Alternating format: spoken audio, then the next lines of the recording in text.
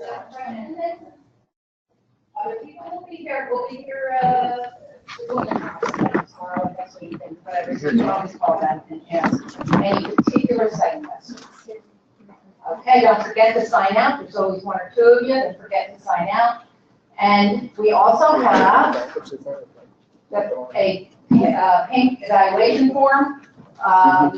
We will tackle you if you don't complete this and hand it on your way out. I won't hurt you, but we will tackle you. The other thing is that people in the room might notice is that we have a different sort of handout. We're moving away from printing, 50 pages of slides and stuff. So what we've done is provided the agenda, acronyms for those who need that, and on the back is a list of important resources. So we'll have this, the slides are going to be available in print if you want them later, or go back and look at it. But you've got a slimmer, sleeker.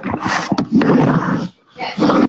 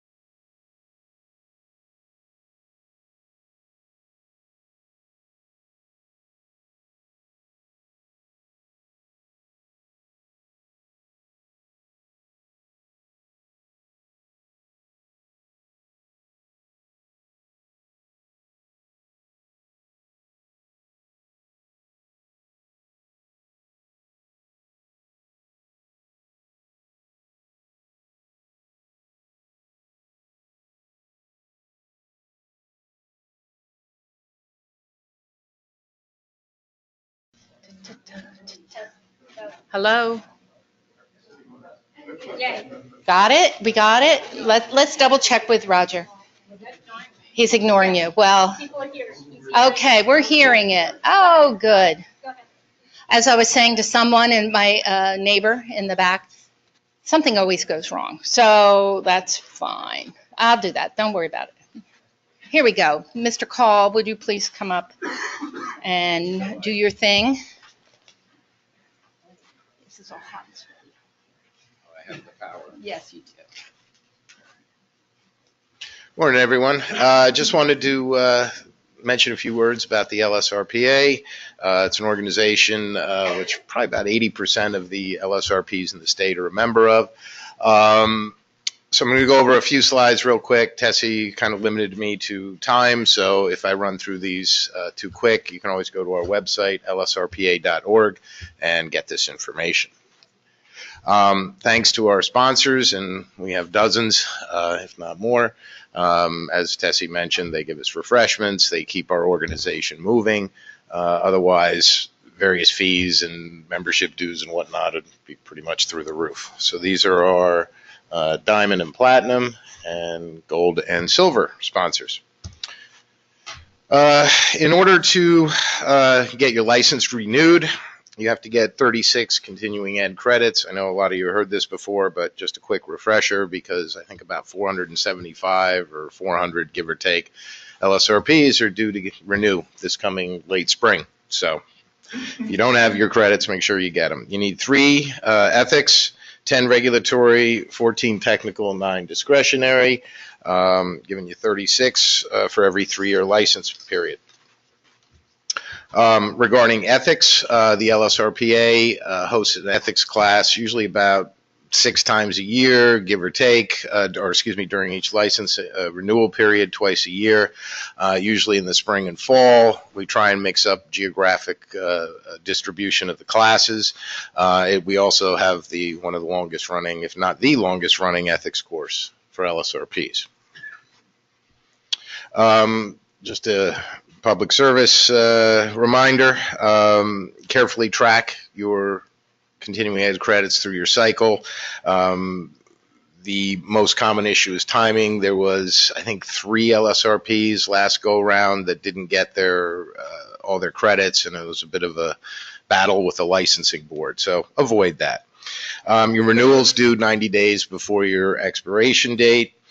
All your CECs have to be completed at the time of application, not at the time of expiration.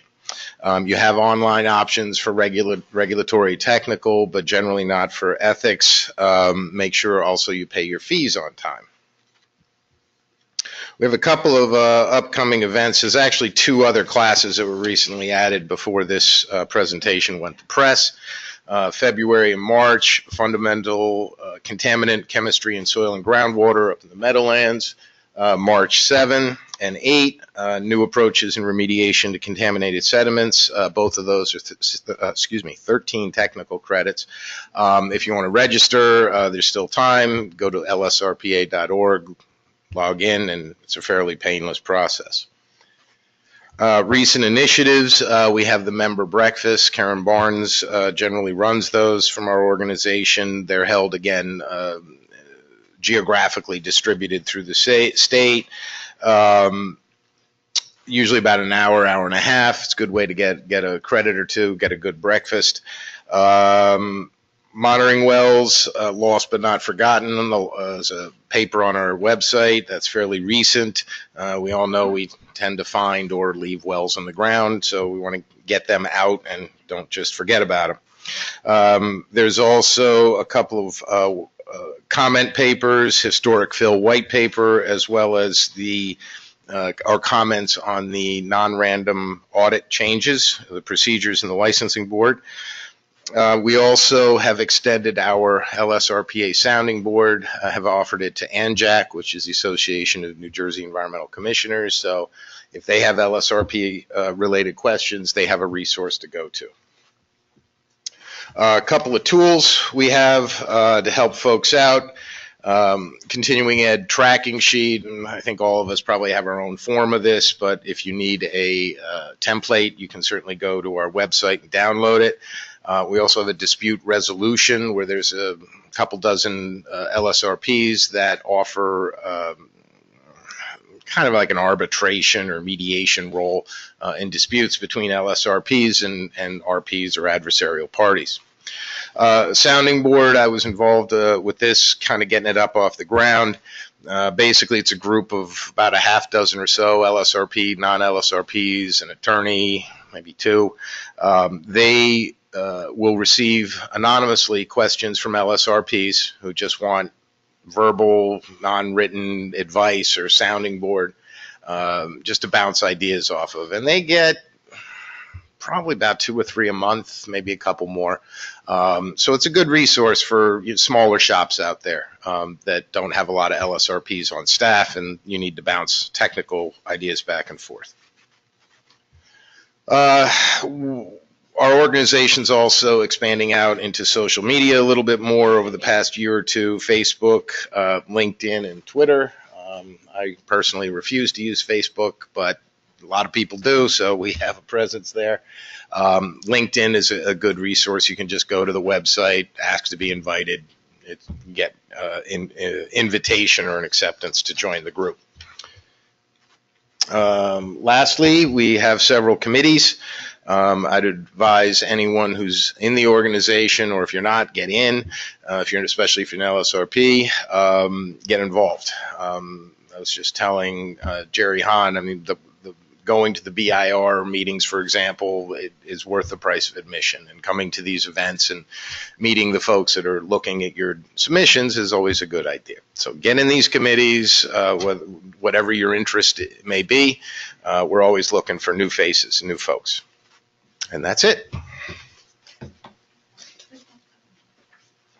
one more. There we go. You got it. All right. All right, I want you to welcome Josh Gradwell. He's going to be talking about the ISRA law and ISRA liability. So we're gonna give round of applause before and after each speaker. Joshua.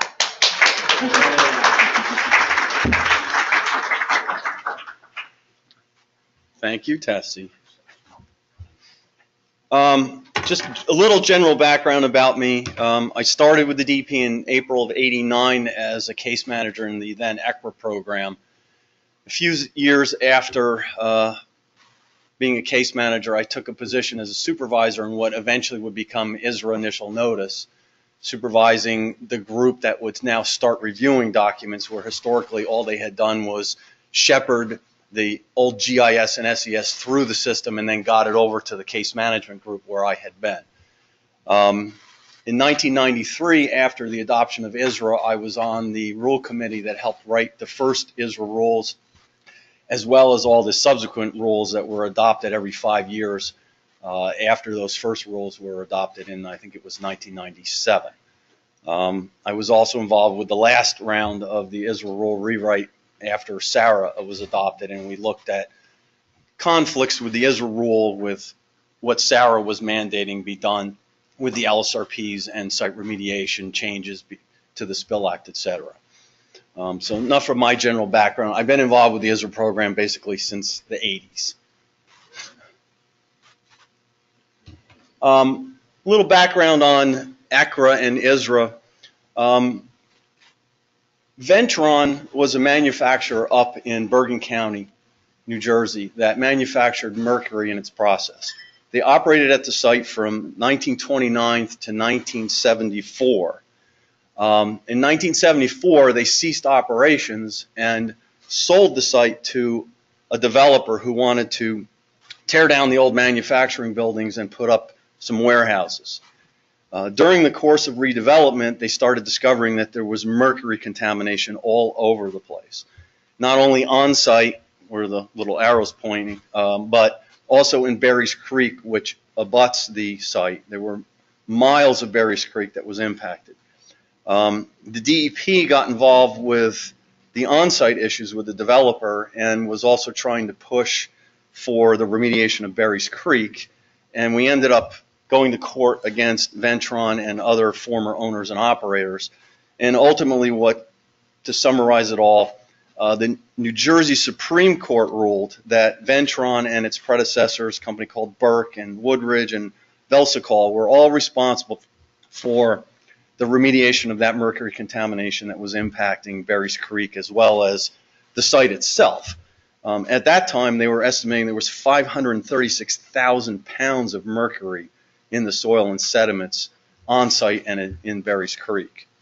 The New Jersey the New Jersey legislature took note of this Supreme Court case, and in 1983 they passed the Environmental Cleanup Responsibility Act. ISRA was first of its kind in the nation. It was a discovery law. The New Jersey Spill Act says if you have a discharge, you have to report it and remediate it. ISRA, again, first of its kind in the country, said before you sell your business or property, we want you to go out there looking for the old discharges that everybody's forgotten about, identify those discharges and clean them up. ISRA does not, and ISRA does not regulate discharges. It regulates industrial establishments, which Jim Bono will talk about in detail after I finish with this basic summary.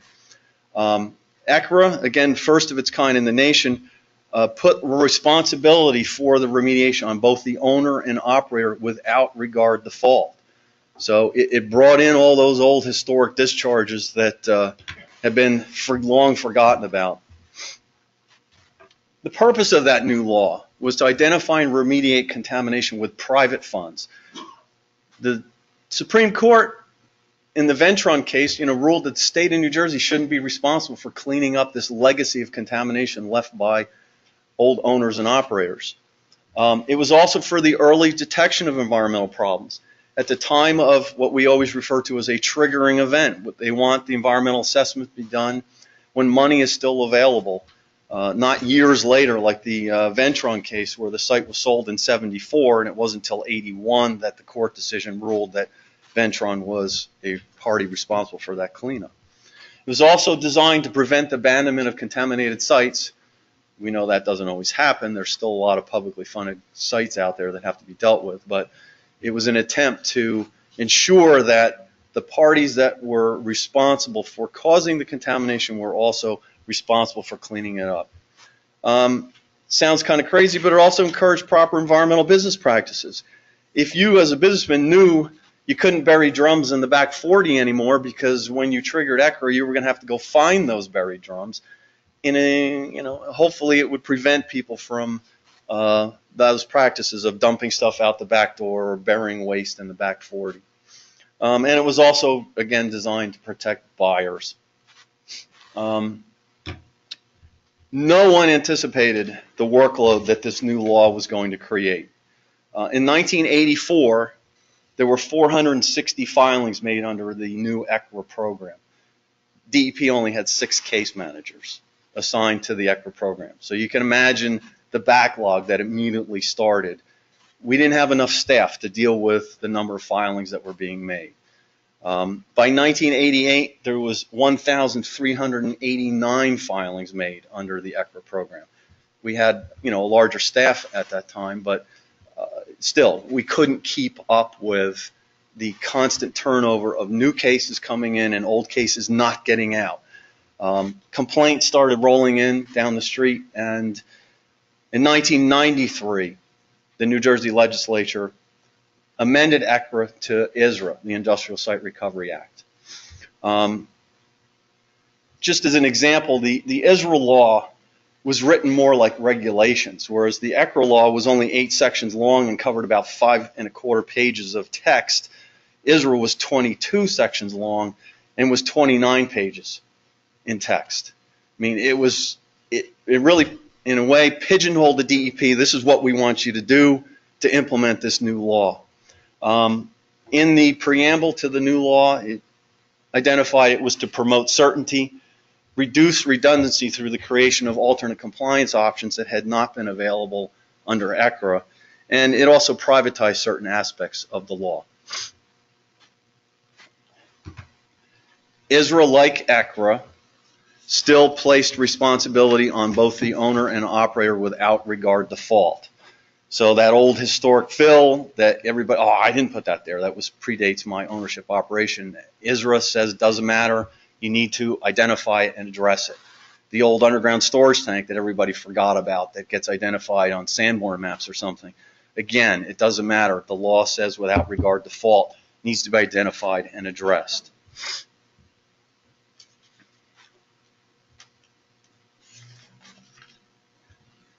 ISRA, like ISRA, says that you cannot transfer your business or your property until an LSRP issues a response action outcome for the entire industrial establishment.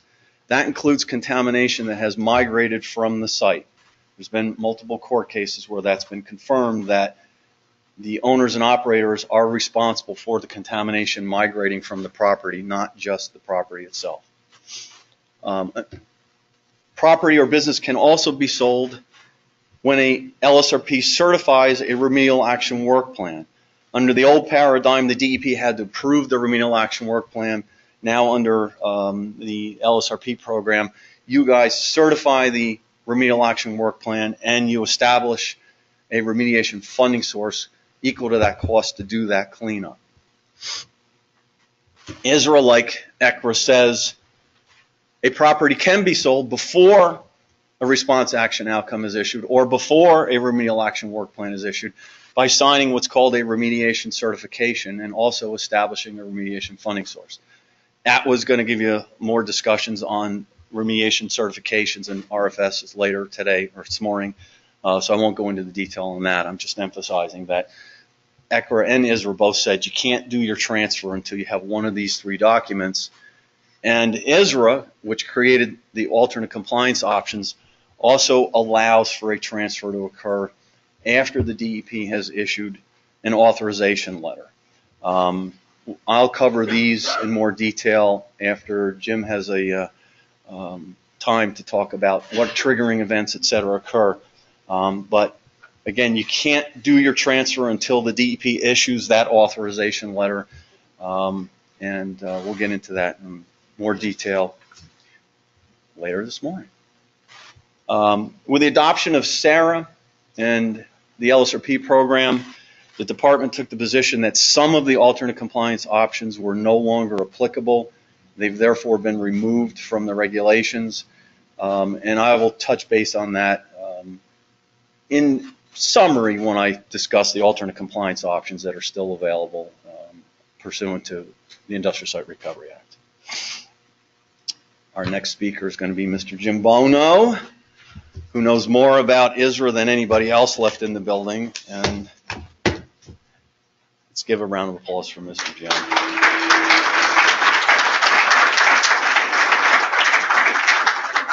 Well, firstly, I apologize to Josh and to Bill, because since this is my last hurrah, I decided to wear my wedding and funeral suit, whereas they're dressed in business casual.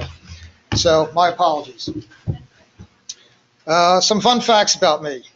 I have a degree in horticulture. I did a stint as the plant doctor on a Philadelphia-based morning show with Diane Allen, who later became a New Jersey senator. I have a small farmette where I grow tomatoes and ridiculously hot peppers. I'm the proud owner of a 150-pound Irish wolfhound named Brogan. And yes, my wife, Pat Bono, is in charge of well permitting, so I'm sure you've visited her from time to time. I began my career at the DEP in July of 1987 in the ISRA applicability area, something I knew absolutely nothing about, after being rejected for a position in pesticides, an area where I was well qualified. So go figure. I spent the next 20 years trying to figure out who ISRA and then ISRA applied to, and in the process issued tens of thousands of applicability determinations, also known as LNAs. When that program was unceremoniously eliminated in April of 2008, I worked with Josh in the initial notice section, and when Josh moved on, I became the supervisor of that unit. So enough about me. Let's get on to the meat and potatoes here. The essential components of ISRA. Pardon me while I get organized. So, the essential components of ISRA are those that make ISRA a unique regulation, as Josh had indicated. Unlike the Spill Act, which as the name implies, regulates discharges at the time they occur, ISRA is a discovery law. So go out and conduct an audit and determine if any discharges have ever occurred. So how does ISRA define the universe of those expected to make the journey of discovery, and when does that journey begin? The ISRA universe is defined by the term industrial establishment. And the essential components that would make a place an industrial establishment, number two, they are the NAICS codes and hazardous materials, two topics which we will discuss ad nauseum in a few minutes. So, what exactly is an industrial establishment? So, to be an industrial establishment, a place must be classified into a certain list of regulated activities by something called a NAICS code. And secondly, hazardous materials must be used or stored. Again, I'll go into this in more detail in a moment. So when does the journey of discovery begin? So you're an industrial establishment, you have the covered code, you have hazardous materials. When are you required to do this audit? So you're required to do the audit when you have a regulated transaction. And again, more detail later. So here's the detail regarding the NAICS codes, which I think you'll find interesting. Actually, let's rehash the definition of an industrial establishment one more time. You have to have a listed NAICS and the NAICS number, which appears in our regulations in Appendix C, and you have to use hazardous materials as defined by the rule. And just to be absolutely clear that the industrial establishment includes both the business assets and the real property, the definition states it's a place of business or real property where the business is conducted. So I think I'm one slide ahead of myself. There you go. So it's a place of business or real property where the business is conducted, has a covered NAICS, and it uses hazardous materials. If you want to read the unadulterated version of that definition, you can go to the rule at 1.4. Okay, now I think we're a little bit more better coordinated here. So let's talk about NAICS. NAICS is the North American Industrial Classification System. It was created by the federal government to collect economic data, not environmental data.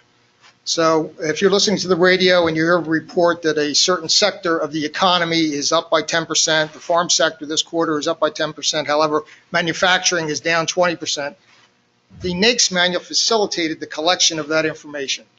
So again, it's not an environmental document, and if perchance you're in some kind of turmoil in determining a NAICS and you call down to the federal government in Washington and say, can you help me out? I'm trying to figure out if this guy's subject to ISRA. You're very likely to get hung up on. They are not interested in weighing in on anyone else's dilemmas that's using the NAICS manual in a way that they feel it was not intended. So the first item there, where we're talking about the primary activity. So a business is classified based on its primary activity. What does that mean? Supposing you're a food manufacturer, and in the process of, a food wholesaler, in the process of getting your product ready to ship, you have a small printing line where you're printing labels and maybe some other information about the products you're selling. So you are conducting several activities. You're printing, but your main activity, where you make your money, is wholesale distribution of food. So that is your primary activity. And for the most part, you don't have to consider that secondary activity. In this instance, printing is a regulated activity and wholesale distribution of food is not. So you don't have to come visit us in the ISRA program if that's an incidental activity. One more item about primary activity, and we had a lot of questions about this early on. Supposing you're Lawrence Lincoln Mercury, you sell Fords and Lincolns, and of course we all know that the Ford Motor Company that manufactures these products has a manufacturing code, and oftentimes they transmit that code to their remote location. So folks at the Ford Lincoln dealer in Lawrenceville may assume that they have a manufacturing SIC code since they're part of the Ford Motor Company. The reality is what ISRA is interested in and what the NAICS code is interested in is what happens at the particular site, and that's the basis of classification. So Ford Lincoln Mercury in Lawrenceville is not a manufacturer of Ford motor cars, it's a retailer. Retail is exempt, manufacturing is covered. So primary has a couple of nuances. Now, any of your more seasoned practitioners may remember ISRA and the fact that ISRA originally used something called a standard industrial classification number. So that was the original scheme that the federal government had put together back in the 30s, again, to collect information about the economy. So anyway, the last manual was published in 1987, and the first NAICS manual came out in 1997. I'm sure most of you remember Bill Clinton, our former president. He was a very large advocate of free trade, and it was his goal to facilitate trade between Canada, the United States, and Mexico. And as a result of this, he negotiated an agreement called NAFTA, the North American Free Trade Agreement. So around this time, it was felt that the SIC manual was not reflective of the economies of North America, Mexico, and Canada. So this is how we transitioned from SIC to NAICS. There was an initiative to come up with a more comprehensive classification system that encompassed the economies of the United States, Canada, and Mexico. So that's how we got from SIC to NAICS. Now, We, in the applicability section, looked at some of the early rushes of the NAICS manual, and we were kind of terrified. We were not interested in converting to it because it was a whole different set of rules. So we dragged our feet for a number of years until, in 2003, the legislature mandated us to switch from the SIC to the NAICS. And they said in legislation, and as Tessie said, we are bound by the laws. So in the legislation, they said that you have to use the 2002 NAICS manual. And also, to make life even more interesting, they said, don't think that you're going to exempt or pull in new folks, new establishments into the ISRA web through the conversion process. You have to regulate the same universe before and after you convert. So this created quite a challenge for us and for me. And what it means is that we have a label of a NAICS number, but we're still using SIC thinking because we have to regulate the same universe. So how did we accomplish this? Well, the result of the conversion was Appendix C of the ISRA rule. And one important thing to note is that we only regulate numbers that appear in Appendix C. Some folks are under the misconception because they don't understand what NAICS is. They say, well, my company has a NAICS number, so it must be regulated by ISRA.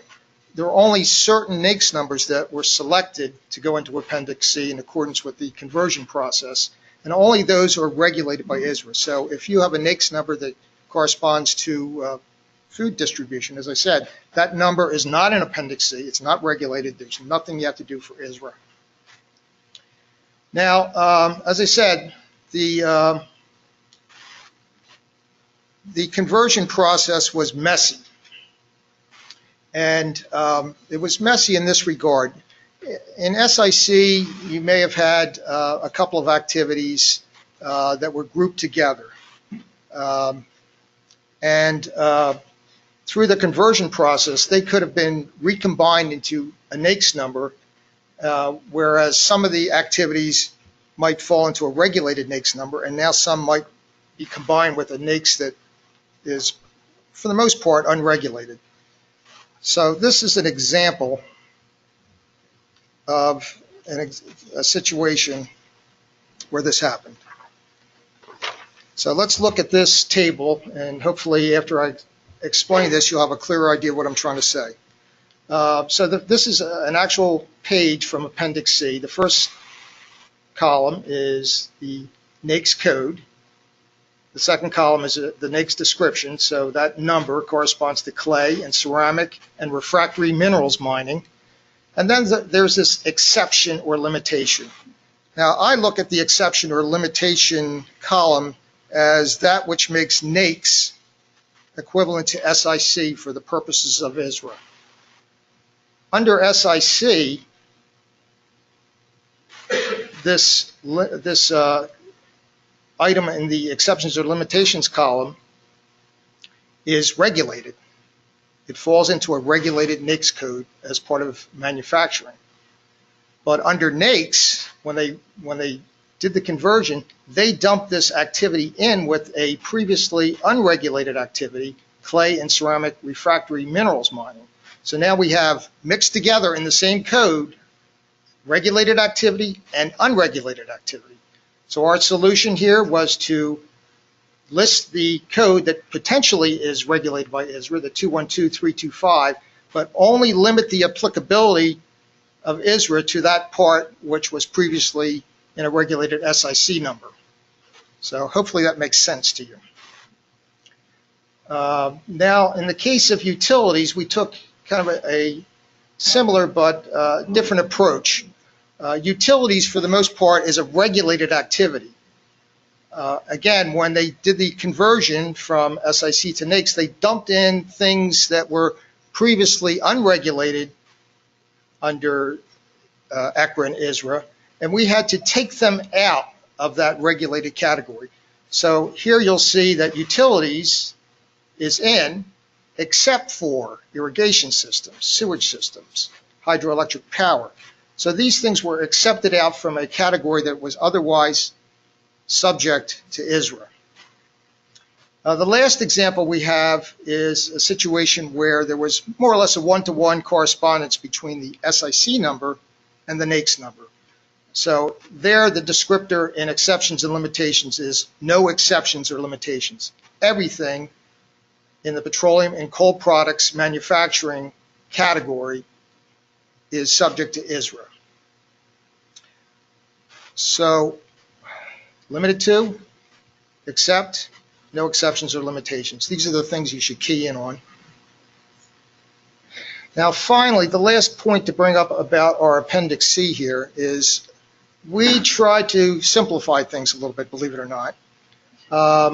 We have had questions, why in some instances do you have 6 digits in the code, as in the first example, 212325, and in other situations you only list 3 digits. What does that mean? Well, basically everything in utilities, with the noted exceptions, and petroleum and coal products manufacturing, everything that starts with those digits is regulated. So it doesn't matter what the following 3 digits are. Sure, we could have listed the multitude of activities that start with 221 and 324, but for the purposes of simplicity, we didn't. We just listed the 3 digits. So again, hopefully we do get calls on that. Hopefully that explains that scenario.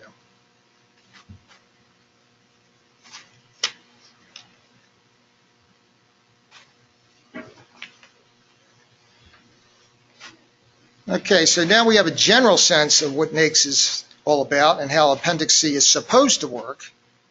How do we go about finding a client's NAICS code? So fortunately, there's some wonderful resources online.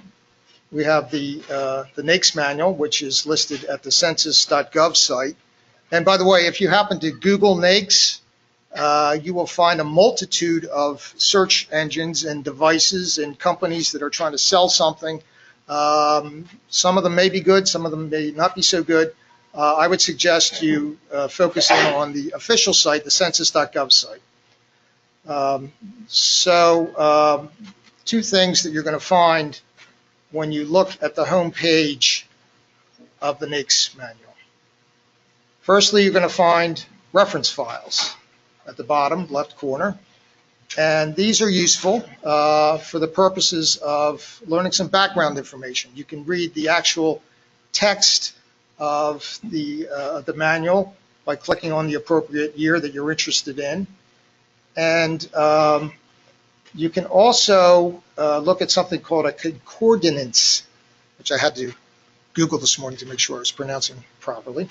So a concordance, which is an Excel spreadsheet that compares the various manuals to show what's changed over time. Now, when I was charged with doing the conversion from SIC to NAICS, the concordance from the 1987 SIC manual to the 2002 NAICS manual was what I used. It was enormously helpful, and it's available to you if you want to go back in history and find out where these numbers originated from, why there's those wacky exceptions and limitations in Appendix C. You'll see how one SIC number went to 3 NAICS numbers. And it was a bear to deal with, and we're still dealing with it today. Okay, onward with more examples here. So we have the reference files, and more importantly, remember, you have to use a 2002 NAICS number. And what don't you see up there? A 2002 NAICS search. So in 2017, when the new NAICS manual came out, the 2002 NAICS search disappeared. So, but there is a workaround that's reasonably simple. So what you can do is you can enter, supposing you have a client that's involved with electric power. So you can enter that electric power descriptor in one of the search engines, the 2012 or the 2007. And then, of course, you click search, and you come up with this list of potential businesses that fit within that category. So now you also know that they're primarily involved with solar electric power generation. So you select that category, the one that says electric power generation solar, and voila, it's French. You end up with a table that includes not only the 2007 and the 2012 NAICS code, but also the one you're looking for, the 2002 NAICS code. So of particular importance in this code is the fact that you will note that it has changed over time. In 2002, the code that you need to use, it was 22119. And in 2012, it changed to 22114. So if you're using another code other than the 2002, you might not end up with the proper result. Okay.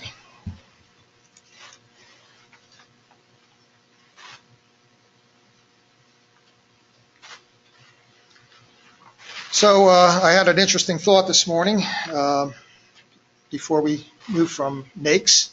Of course, we know that our current president, Donald Trump, is not very interested in NAFTA, the North American Free Trade Agreement, and perhaps he will dismantle it. So my hope is that he does, and does away with the NAICS manual. We can go back to the SIC and everything will be good. So we'll have to listen for a tweet regarding that. So anyway, wow, I'm really making progress here. So now we have a sense of how NAICS works and a little bit of better of an idea of how Appendix C works. Over the years, we've gotten a lot of questions about some specific classifications: warehousing, research and development, and heating oil dealers. There's lots more, but these are ones that came to mind when I was putting together this presentation. So, warehousing. When you look at Appendix C, if you're trying to decide if a particular kind of warehouse is regulated, this is what you find. You find, in the first column, you find NAICS number 493, and the description is warehousing. And then you find this obscure reference in the limitations and exceptions column, limited to establishments storing raw materials for other establishments of the same enterprise. What the heck does that mean? This has caused much consternation because it really isn't that important in the world of warehousing. But first, let me tell you what it means. This type of warehouse is a warehouse that most typically is a warehouse operated by a manufacturing company. And it's separate from the manufacturing operation, and they store raw materials. And these raw materials leave this warehouse and they go into the manufacturing process. Now, under SIC, that type of warehouse is considered to be classified as part of manufacturing. This is SIC thinking again. So you may have run into warehouses like this in your practice. I'm not quite sure, but it's not that big of a deal. But as I said, it has caused a lot of consternation. Now, the general category, warehousing, is a business. Warehousing is a business where the warehouse operator would store products for other people for a fee. So they're in the business of storing things for other people. That's not regulated. So that's why we tried to pull in this obscure little activity by saying 493 is potentially in, but it's only limited to the folks that store raw materials for other establishments of the same enterprise. So, and warehousing, NAICS 493 also is closely related to trucking activities. So logistics, storing goods, moving goods, all these things are unregulated by ISRA.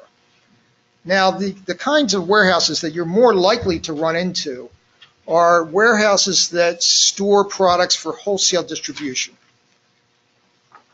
So how are they classified? Well, it's pretty simple. You look at the product that's stored in the warehouse that's being distributed, and you find the NAICS number that applies to that particular product. So if you're a wholesale distributor of furniture, you go to your NAICS manual, you do your search, and you find a number. That's the number that corresponds to a warehouse that's involved with wholesale distribution of furniture. What you'll find is that most wholesale distribution is not subject to ISRA.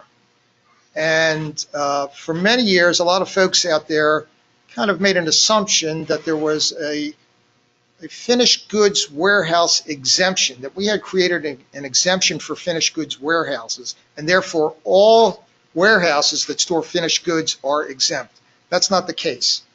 Again, you look at the product that's being stored, you look for the NAICS number, you see if it's in Appendix C.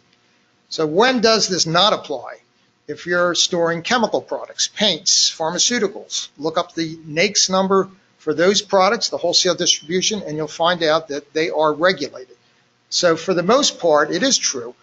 Furniture, computers, cars, whatever, usually durable goods, wholesale distribution of those items, not subject. Non-durables has the potential for being subject. But to be sure, find the NAICS number, look it up, see if it's on Appendix C.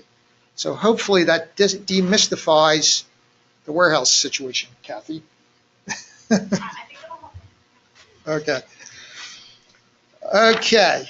Another common issue that's kind of a throwback to SIC, and that would be research and development.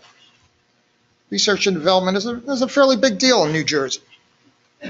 And again, under NAICS, two different kinds of research and development were lumped together under one code. So our task is to separate them. So under the NAICS number 541710, we have an exception. So again, the way the Appendix C works, the code says it's potentially subject to ISRA. The description of 541710 is research and development in the physical, engineering, and life sciences. And then we go to the exception, except for commercial, physical, engineering, biological research and development on a contract or fee basis. So what does that mean? Where did this come from? This language is right out of the SIC manual. This category, research and development on a contract or fee basis, was not subject to ICRA or ISRA under the SIC scheme. Unfortunately, it got dumped in with all other research and development, so we had to extract it from other research and development. So what other kind of research and development is there? Well, let me talk a little bit more about contract or fee basis. You have an idea, you have a process, you don't have the facility to develop it. So you hire a fee-based commercial laboratory or whatever to do some legwork for you, to do some R&D, and you pay them to do this work. So that is a contract or fee-based R&D facility. They're independent. Now the other type of research and development facility is more or less a captured R&D facility. It would be, for instance, of course, Johnson & Johnson manufactures a host of pharmaceutical and related products. And supposing they have a manufacturing location in New Brunswick, and down in Cranberry they have an R&D lab that works for them. So the R&D is doing work that will result in some product being manufactured up the road in New Brunswick. Under SIC thinking, that facility is not a commercial or biological lab on a contract or fee basis. It's part of manufacturing. It's classified with a manufacturing NAICS number or SIC number back in SIC times. So we had to pull that activity in because, again, the legislature says regulate the same world. And we pulled it in by listing the code as being regulated and then accepting out the portion that wasn't regulated. Now, interestingly enough, this concept, which is called auxiliary in the SIC manual, this concept was upheld by the courts. We tried to pull in a company called NL Industries in Hightstown back in the 80s. based on this thinking that they wanted to be a contractor fee-based lab, and we said, no, you are part of NL Industries, and according to the rules of the SIC manual, which the legislature said we had to use, you are part of manufacturing, and therefore you need to come visit us when you close your R&D facility down in Heightstown. The courts ruled on it, and they said that we were applying the rules of the manual properly, and NL Research and Development had to come through the, I guess back then it was the ISRA process. Okay. Sure. Does it matter? Does it matter who owns the business? So there's an R&D lab down the street and Johnson & Johnson is using them. Does it matter if it's owned by Johnson & Johnson or if it's a separate entity wholly being used by Johnson & Johnson? Well, we're getting, It happens. I know it happens. We're walking out on the And you're line a retiring. little bit. So, but I would say in general, it has to be part of the company. That's what I thought. So it's, as I said, it's captive. It's part of Johnson & Johnson. I am giving bright line examples, and as we all know, this is not life. There's everything in between, and this is what I've made a career out of, trying to figure out which side of the line it fits on. But in general, yes, it has to be a Johnson & Johnson owned and operated R&D lab. Thank you. Yes, sir. Great. I think we have some time coming up in a few slides, actually. Okay. Hold that question, please. Okay, lastly, in the world of confusion, we have heating oil dealers. Now this, to understand this completely, it would be good if you went to those reference files that I showed you on the NAICS page, and you drilled down in the difference between wholesale distribution and retail. So this number, 454311, is the number that applies to heating oil dealers, and it is a number which in general is not covered by ISRA. However, there is a business operation that looks, smells, tastes very similar to someone who is a retail heating oil dealer, and that would be a wholesale heating oil dealer. So what's the difference? So if you drill down in the definitions, you'll find that retail means sales to the general public. And in this case, general public means homeowners. And wholesale means sales to commercial or industrial customers. So you can have truck A going to a homeowner and truck B going to a business. They look the same, they have the same contents. However, because of the way they're classified, the one going to the homeowner is not subject to ISRA. The one that is going to the industrial, commercial, or institutional customer is subject to ISRA. Again, another court case where our interpretation of the SIC manual was upheld. I think it was called South Jersey Industries down in Cape May. They maintained that since they were distributing fuel oil to end users, they were retail. But when we looked more closely in an applicability application, we found that the end users were not homeowners, or not primarily homeowners. They were mostly commercial companies, fisheries, different kinds of commercial enterprises, and we attempted to make them comply with ISRA. They took us to court, and I believe we won that case. I'm not telling you about the losing cases. So. Wait, we're going to have questions at the end Okay. of this talk. Word primarily, is that more than 50%? Repeat the question. The question was, does the word primarily mean more than 50%? I would say in general, yes. In SIC world, those numbers were assigned based on revenues for the most part. So you can look at the revenues. If you did, in theory, 51% heating oil to homeowners and 49% to commercial, you're in an exempt category. Those hair splitters are are moving targets, and they're difficult to determine. Okay, so they were some of the exceptions to, or some of the extraordinary circumstances that come up when trying to determine a NAICS number. Now, the last leg, or the second leg of our three-legged stool for ISRA is hazardous substances. You have to use hazardous materials in your operation in order to be an industrial establishment.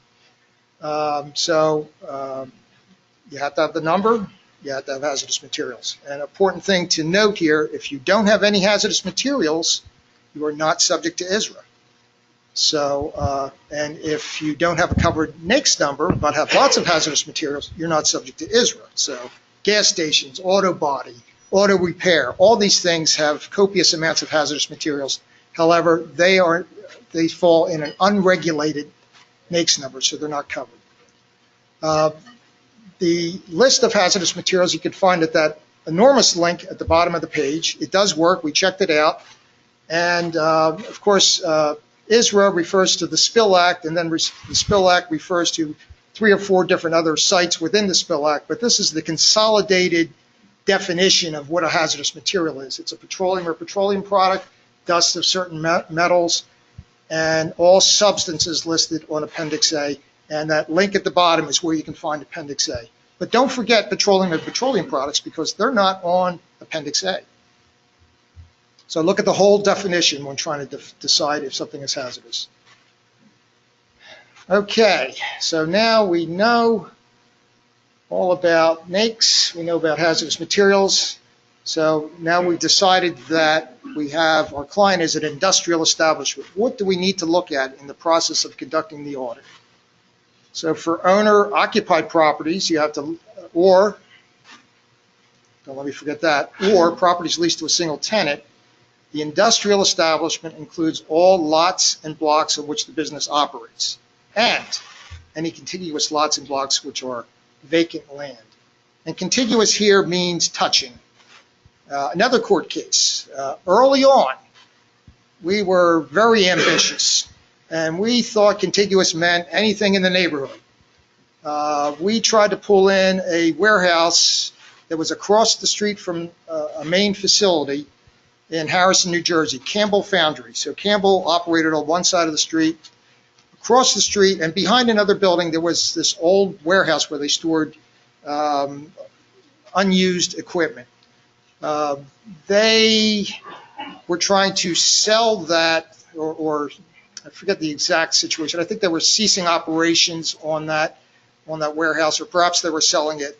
And they wrote in for an applicability determination. And we said, guess what? That property is contiguous to your main plant. So we want you to do an audit of your entire plant, not only the part on one side of the street, but the manufacturing operation. Here's one where we lost. So the court said, no, it was not a reasonable interpretation of the word contiguous. And from that day forward, contiguous for our purposes meant touching. So if it's touching, it's contiguous. Okay, that was a little sidebar there. Let's get back to defining the boundaries of an industrial establishment for a multi-tenanted situation. So basically, your industrial establishment for a multi-tenanted leasehold would be bound by the leasehold space. So if you lease Unit A in Strip Mall owned by ABC or XYZ Company, your obligation to comply with ISRA is bounded by the lease, by whatever area you lease. Now, there's one caveat to that. Any unit that is connected to that lease, whether it's specifically on the leasehold or not, that is used to store and convey hazardous materials back and forth between the unit and the leasehold, is part of your industrial establishment. So if there's a tank, not on your leasehold, but hazardous materials enter your space, you are obligated to investigate that tank as part of your investigation. Now, sometimes you end up with an oddball situation. You have a multi-tenanted strip mall that's heated by oil. So you might think, well, I guess I have to look at the tank because one of the tenants is subject to ISRA and they're selling their business. But that's not necessarily the case. If you look to see what comes into that leasehold space, is it oil? Or perhaps does that oil go to some central heating plant that's located elsewhere in the strip, but not in your client's leased space? So the only thing that your client is getting is hot air or hot water to heat his facility. The actual hazardous material does not enter his space. In that situation, that tank would not be part of the industrial establishment. Quiz question. Quiz questions. Right. Let's see. So, hello? Okay, so you're going to open up the, okay. This is a quiz question. This is primarily for our webinar folks, but you guys can play along. Okay, the SIC codes were changed to NAICS codes as a result of the North American Free Trade Agreement, NAFTA, and is a federal, not a state program. Is that true? We can do that with your hands up in the air. Is that true? Or is that false? We didn't catch anybody. Okay, so it's going to take 1 minute for our webinar folks to respond. Right after this, we are going to have questions. And you can ask Josh or Jim, and you're going to wait for the mics so everybody can hear your well thought out, well meaningful question. Not site specific question. And I think we have the answers. Oh, no. So this is time that I get to talk to people. Hi. I'm great. Talk to me. Talk to you. How are you, Mr. Jim? Am I out of time, or do I have a few more minutes? If you would like to keep talking, you may. Talk through this? You can talk through this. And yeah, so then there's going to be the answer, and then there'll be questions, but you raise your hand when you're ready for questions. How's that? Okay. You let me know. Okay. All right. Am I okay on time? Or? I think you're fine. Okay. Yep.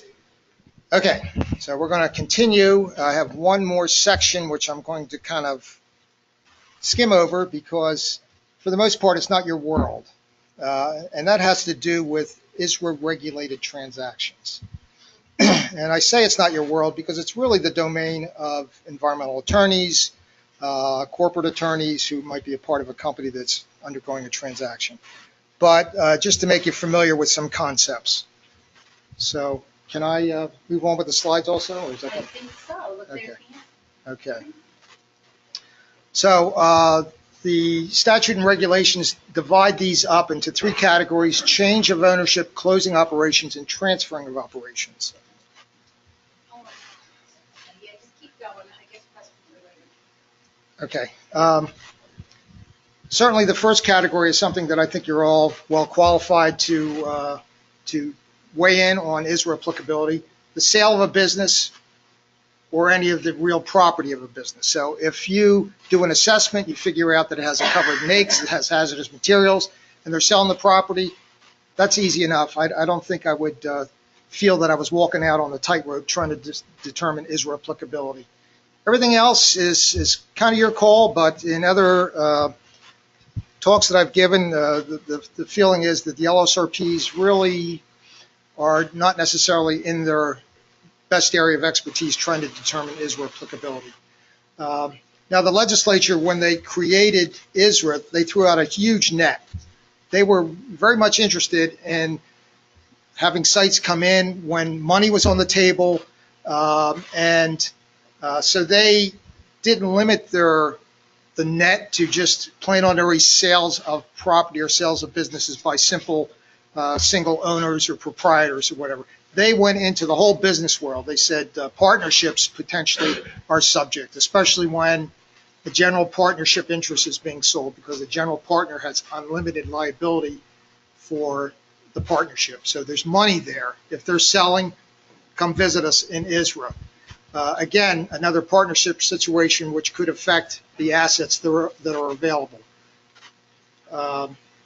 Stock deals. Certainly there are plenty of companies in New Jersey that are organized as corporations.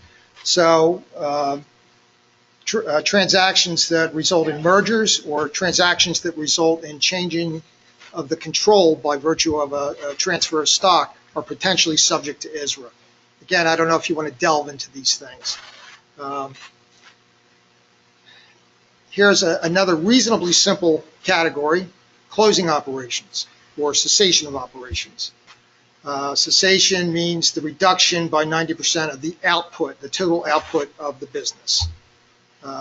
If you're ceasing operations and that cessation extends greater than 2 years, then we consider you to have ceased operations and you need to come visit us. This was put in here to allow folks to perhaps take a break, reassess the economy, maybe retool.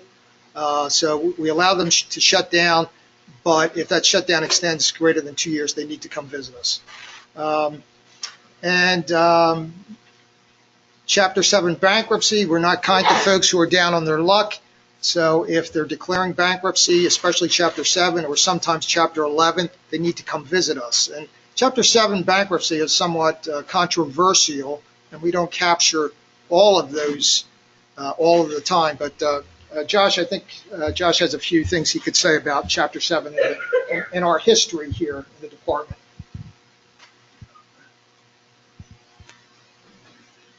In 1985, a company called Torrico Electronics had ceased manufacturing and triggered the then ISRA law. In 1989, they filed for bankruptcy protections, and as a result, they tried to get out of finishing their ISRA compliance obligations.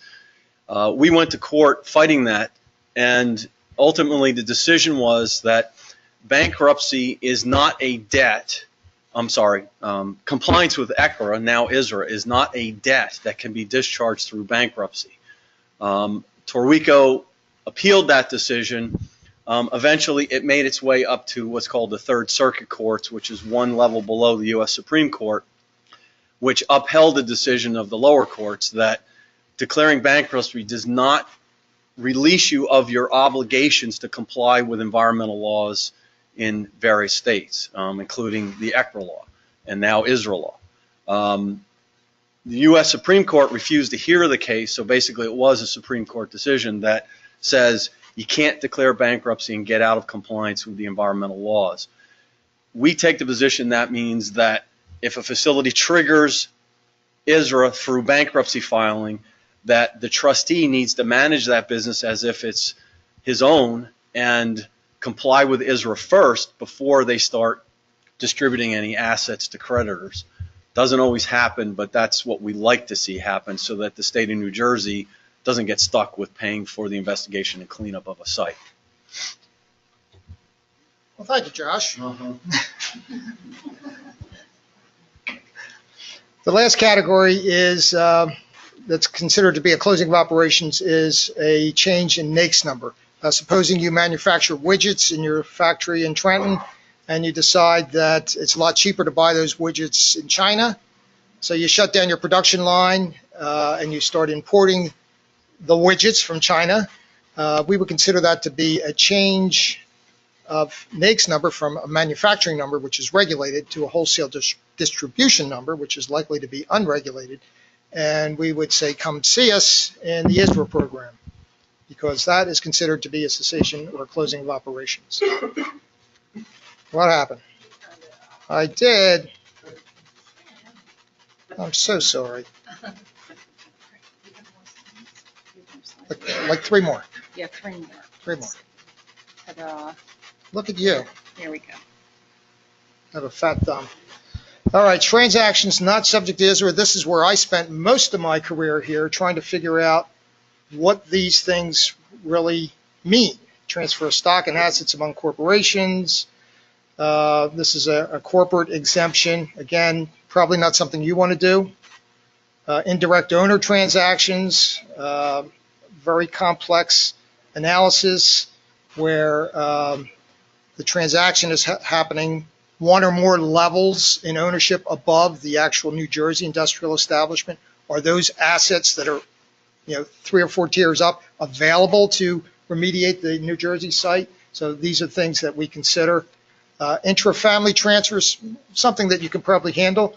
It's a transfer between family members, but be sure to look at the definition of who family members are before you rule on that. Transfers by devise or intestate, not interstate, intestate succession. Devise is when you pass, you have a will, you will a property to your son or your daughter or whatever.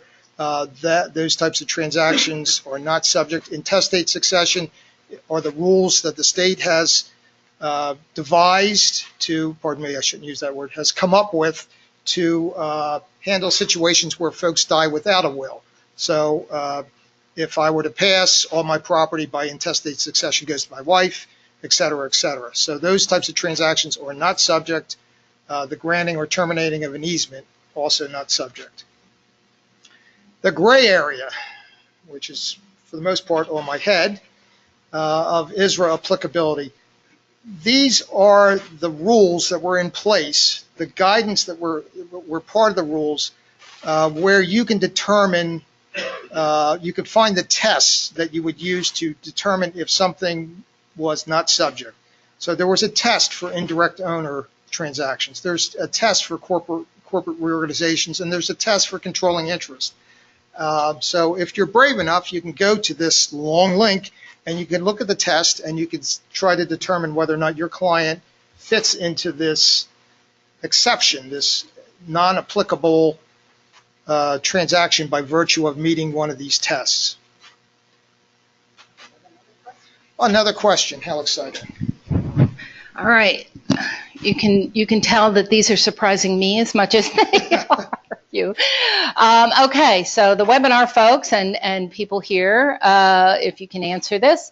If the industrial establishment sells or transfers 48% of their assets, they have triggered ISRA. Is that true or is that false? You're supposed to be raising it. Is that true or is that false? Okay, so our other folks, I think after this we go to questions, I think. Yes, you're absolutely correct. Woo. And we can do a stretch. Would everybody in here like to do a 2-minute stretch? Stand up, and then we're going to have some questions for both Jim and Josh. Okay. And Jim, you're not going to believe this, but I just saw there was a disparaging tweet about you. Oh, really? About the Cool.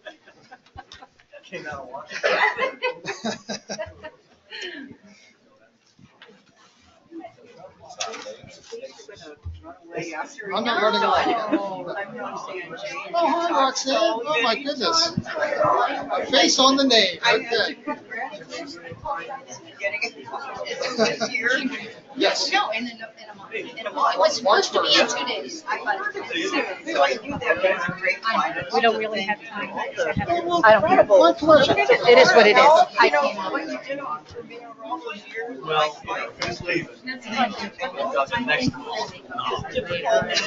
Okay, because we still have the question. Thanks for coming out. Yeah. All right, you've had your 2 minutes. Oh. Oh. Okay, we're going to have questions. Over here? Jeez. All right, you got it? Oh, this is nice. We have to. Save it one more. Doc.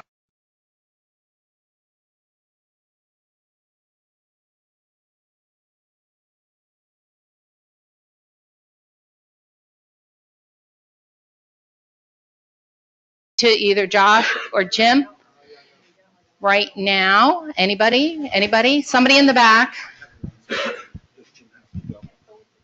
Yes. Mr. Goodman had a question. Does Jim have to leave? Yes, he does have to leave. I can go ahead. Okay, just a quick question for you, and I apologize I came in late during your trigger explanation. If you have a tenant that's ceasing operations at that particular site but moving to another, that qualifies as a trigger, correct? Yes, if they're I leaving didn't a see it in your particular list. location. That's why I probably figured that was all. Okay. Thanks. Yes, sir. Jim, can you just go back to the previous slide so I can get that website? The links are all on the back. agenda. There's an attachment on your agenda with a set of links and a set of acronyms. So all of the links that he mentioned are all on that list. In your strip mall example, if there's an industrial establishment in there and they all have a common septic system, does that leach field, tank, et cetera, components of the septic system that they're discharging potentially hazardous substance to, their obligation to deal with? Hand that microphone to Mr. Bradwell. He's got more years of experience with that. Under the old paradigm, we would have said no, but we would have put a conditional sentences in the no further action letter that says this does not address the septic system which services the multi-tenanted facility, including non-subject tenants. I'm not totally familiar with all the inserts we have now for the REOs and whether we still have that scenario, but we did run into a court case where we were trying to get one tenant to chase a problem to a septic system, and it was apparent that everybody was dumping hazardous materials down there, non-subject tenants as well. And, the courts kind of ruled it wasn't fair for us to nail one of them under ISRA when we couldn't go after everybody under ISRA. So, again, we have an insert under the old paradigm where we would have said, no, this does not include the septic system. I'd have to look at the REO inserts to see if we still have one under that scenario. Okay, we'll take one more in-house here, and then we'll take a couple questions from the webinar. Josh, to your prior, I'm sorry, what? I'm sorry, Josh, to your prior point about the septic, since owner-operator is joint and severally liable for that site, if your position is that the tenant doesn't take care of it, the owner theoretically could have to unless we say that it's outside of ISRA, right? So what's the obligation of the owner in that situation? Well, the owner still has responsibilities and liabilities under the Spill Act. So if they're allowing a tenant to discharge hazardous materials to something like a septic system, we could pursue them under the Spill Act. It's just under that gray area of ISRA where I think the scenario they're saying is, a single tenant triggers ISRA and he happens to use the septic system along with all the non-subject tenants. Can we force them pursuant to ISRA to look at that septic system? We have had court cases where they've said, no, you can't. So we would go after them under the Spill Act and say, property owner, you can't allow this to happen. You need to address this pursuant to the Spill Act. Just a real quick question. A business has a NAICS code and they feel that NAICS code is incorrect. How will they go about reapplying to determine the correct NAICS code? Well, NAICS codes are funny things. There's really nobody that officially designates a NAICS code. I mean, the closest thing you're going to find is somebody in the Department of Labor in each state that what they look at some initial filings that a company might make as to what kind of business they're involved with, and they assign a NAICS number. When we used to do applicability, we would always make an independent call based on a description of what they do on the site. And I don't think it's inappropriate for you as an LSRP to do the same thing. It would require some research in the manual and perhaps consultation with the Department of Labor to see what they came up with. But a lot of times, like I said, when I use that Ford Motor Company example, we've had many companies that are using the number that applies to the enterprise, the larger company, when in reality, the number that applies to the site is completely different and unregulated. So NAICS numbers are a funny thing. And like I said, if you call Washington, they might give you some guidance if you say, look, this is what the company does. Where do you think it fits? So you have to use all these resources, and then you have to decide whether or not you're comfortable enough making a call on it and putting your name, LSRP, after it. All right, we're going to have a couple quick questions up here online, and then I think we're going to keep moving along. So the first question is a quick yes or no question, gentlemen. Is a jet fuel tank farm at an airport subject to ISRA? Wow. I don't know offhand. I think there's probably situations where it may be and where it may not be. As far as being regulated, I mean, they could be viewed as a wholesale distributor of a petroleum product, and therefore they would be in. There are some situations, perhaps at a smaller airport, where as part of the airport operations, they provide a fueling service, which might fall under the umbrella of airport, which is unregulated. So this is a very, very fact-specific question, and I think you'd have to answer more questions to determine that. So the quick answer then would be maybe. Maybe. Okay. The next question is, in a multi-tenant leasehold situation, if a UST serviced a certain leasehold but was removed prior to the current industrial establishment's occupancy of the same leased space, is that UST an AOC for the current industrial establishment? The UST never serviced the current industrial establishment and was not formally located within the leased space. That sounds like a very specific question. Do you think we want to take that now or later? Do you want to? Okay, give me a. Josh, you can. Josh is going to attempt to answer that. But I would say yes. That would be an area of concern that needs to be investigated. Okay, thank you, Jim. Somebody asked about the list of links from the webinar. We will make sure that the webinar folks get that list of links as well. I think there's one more. Is there one more question?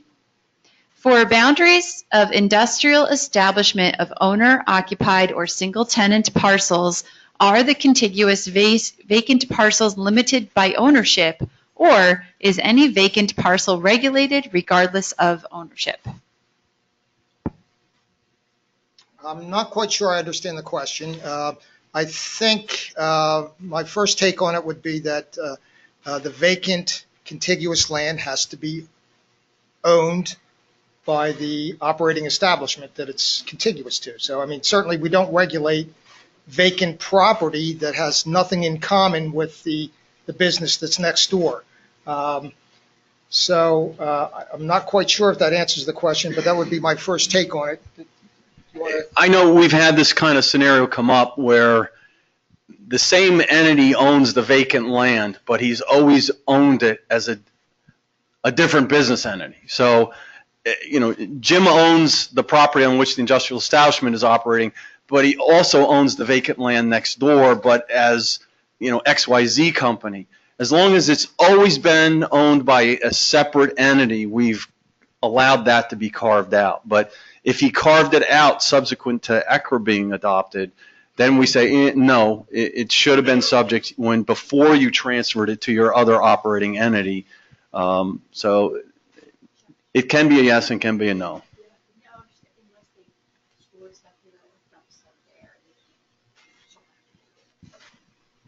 Yeah, the follow-up is, if you stored stuff there or dumped stuff there, it's part of the industrial establishment and you've got to address it.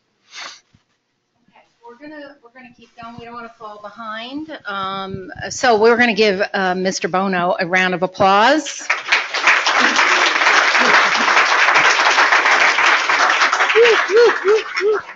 30 years goes fast. No, it doesn't. Okay. All right, we have Mr. Goodman come up, right? What? Yes, you. What? Get up there.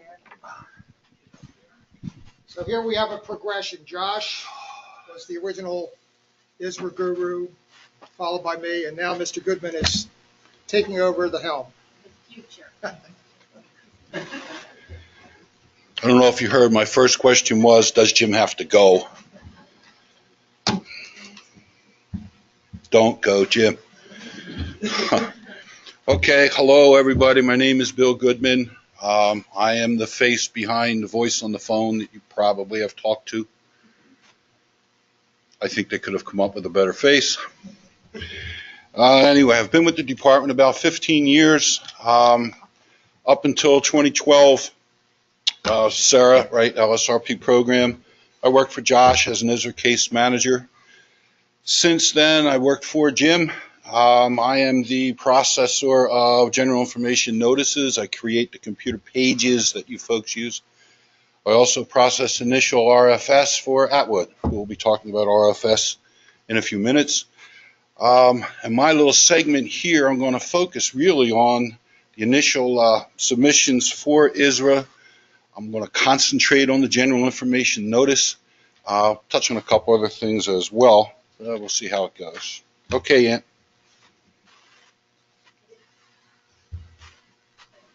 No, you're my guy, man. You're my clicker. There you go. Thank you. We're going to talk about time frames. All the time frames, by the way, are based on the ISRA triggering date.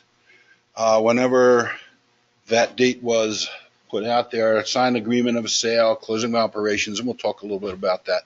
But all the computer sets all these dates based on that initial trigger date. Within 5 days, the General Information Notice, or GIN, is due. I think you're all familiar with General Information Notice. Yes? Everybody's doing this. Okay, very general stuff. What is the business? What is the trigger?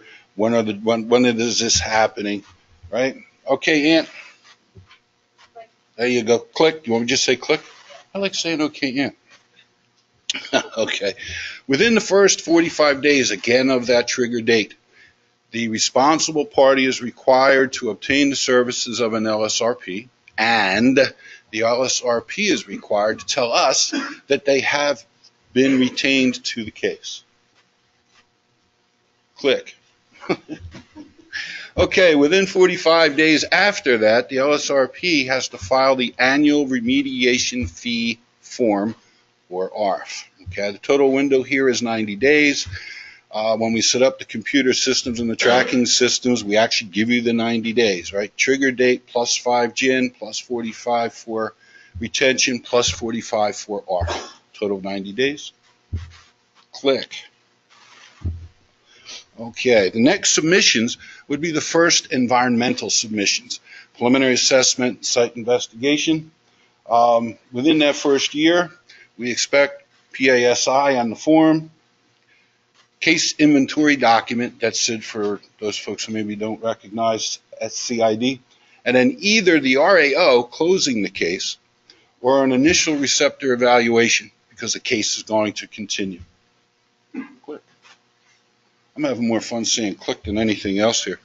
Okay, if the case is going to go further, then you have an additional 3 years for your final remediation investigation report, and click. An additional 3 years for the final remediation action report, okay, and RAO. I got it. For most of you experienced folks, these time frames can be lengthened and extended, but the basic time frames are the list to see here.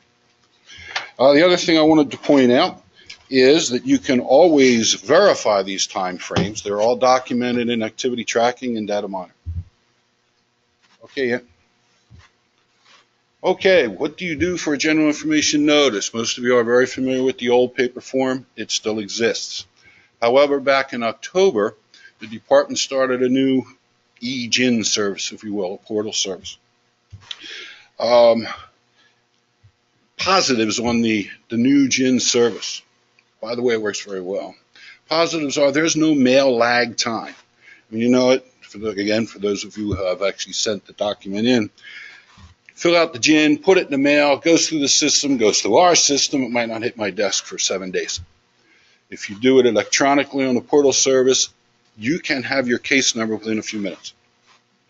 If your GIN just goes straight, how am I going to word this one? If the site's already in the system, if all the RPs or all the contacts are already in the system, you may have submitted a confirmed discharge notice, let's say a couple weeks ago, because you're already out there working, and now here comes the GIN. It's going to go straight through. You got your case number. You're going to get an email in just a couple minutes. Many of the submissions will go into a little holding area. We have to go back in and doctor the system a little bit. I don't know, change the PI designations, whatever. The point is, it's already in there, okay? You should have your case numbers within a few days. So if you look at that as opposed to 7 days before I even saw it, this is quite a positive. If you need me to talk about negatives, as my grandson says, I got nothing. The system works great. If you are not using the system, please refer to the links on site, or on the screen rather. There was a hot topic seminar like this back in October. Scott Terrell introduced the system. All of the slides in the webinar are available at that link. I also understand that Scott is going to redo that seminar. I believe there is no date set for that yet. I think we originally had March up there, but that's not, it is March? Okay. But it's coming. Click. Okay, when do you have to file the GIN? Most common, I guess, of the triggers is some kind of transfer of ownership, transfer of business assets, property, or closing of operations. But looking at sale of business or property, the GIN is due prior to the actual transfer. All right. If there is a signed agreement of sale, the signed agreement of sale is the ISRA trigger date. Get in the GIN and get busy, right? If there is no real signed agreement of sale, remember that the GIN has to be here prior to the actual transfer. The reason for that is, and I think it was a part of Josh's talk, ISRA requires some kind of a final remediation document to be in place, RAO for example, or the establishment of an RFS prior to the transfer, okay? So get the GIN in here a little bit ahead of time. And, sorry, click. Okay, for closing of operations. Again, the announcement of the event, all right? If, actually, I've had to do this in a previous life. I called everybody in the warehouse and said, sorry guys, we are closing in 3 months, but you're notified 3 months from now we're not going to be here. Okay, public announcement triggers ISRA. If that announcement doesn't happen, small mom and pop shop, Monday I just go in and lock the door, that closing date is the ISRA trigger date. And, okay, talk a little about transfers, also about closing. As Jim had said, there are more triggering events. If you need the full list and if you need to research it, that's the link. I guess the big piece here is remember that the GIN has to get here. Okay, any kind of a transfer has to be here prior. Most other things, the event is the ISRA trigger date. And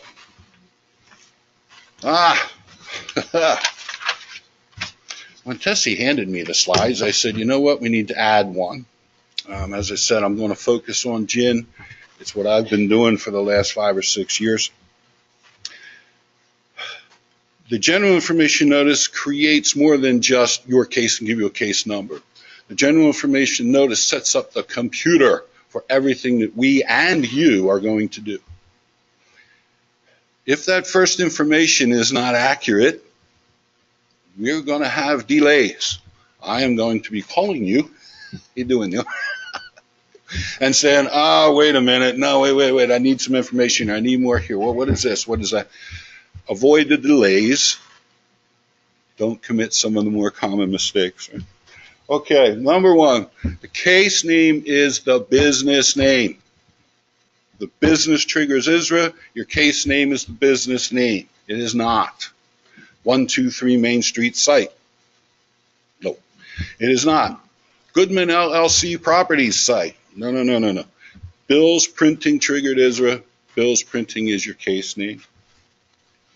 Block and lot, many times we've seen block and lot numbers reversed. So Chris and I are out there looking for block 5, lot 12. We can't find it, and that's because it's actually block 12, lot 5. Okay, please be careful, all right?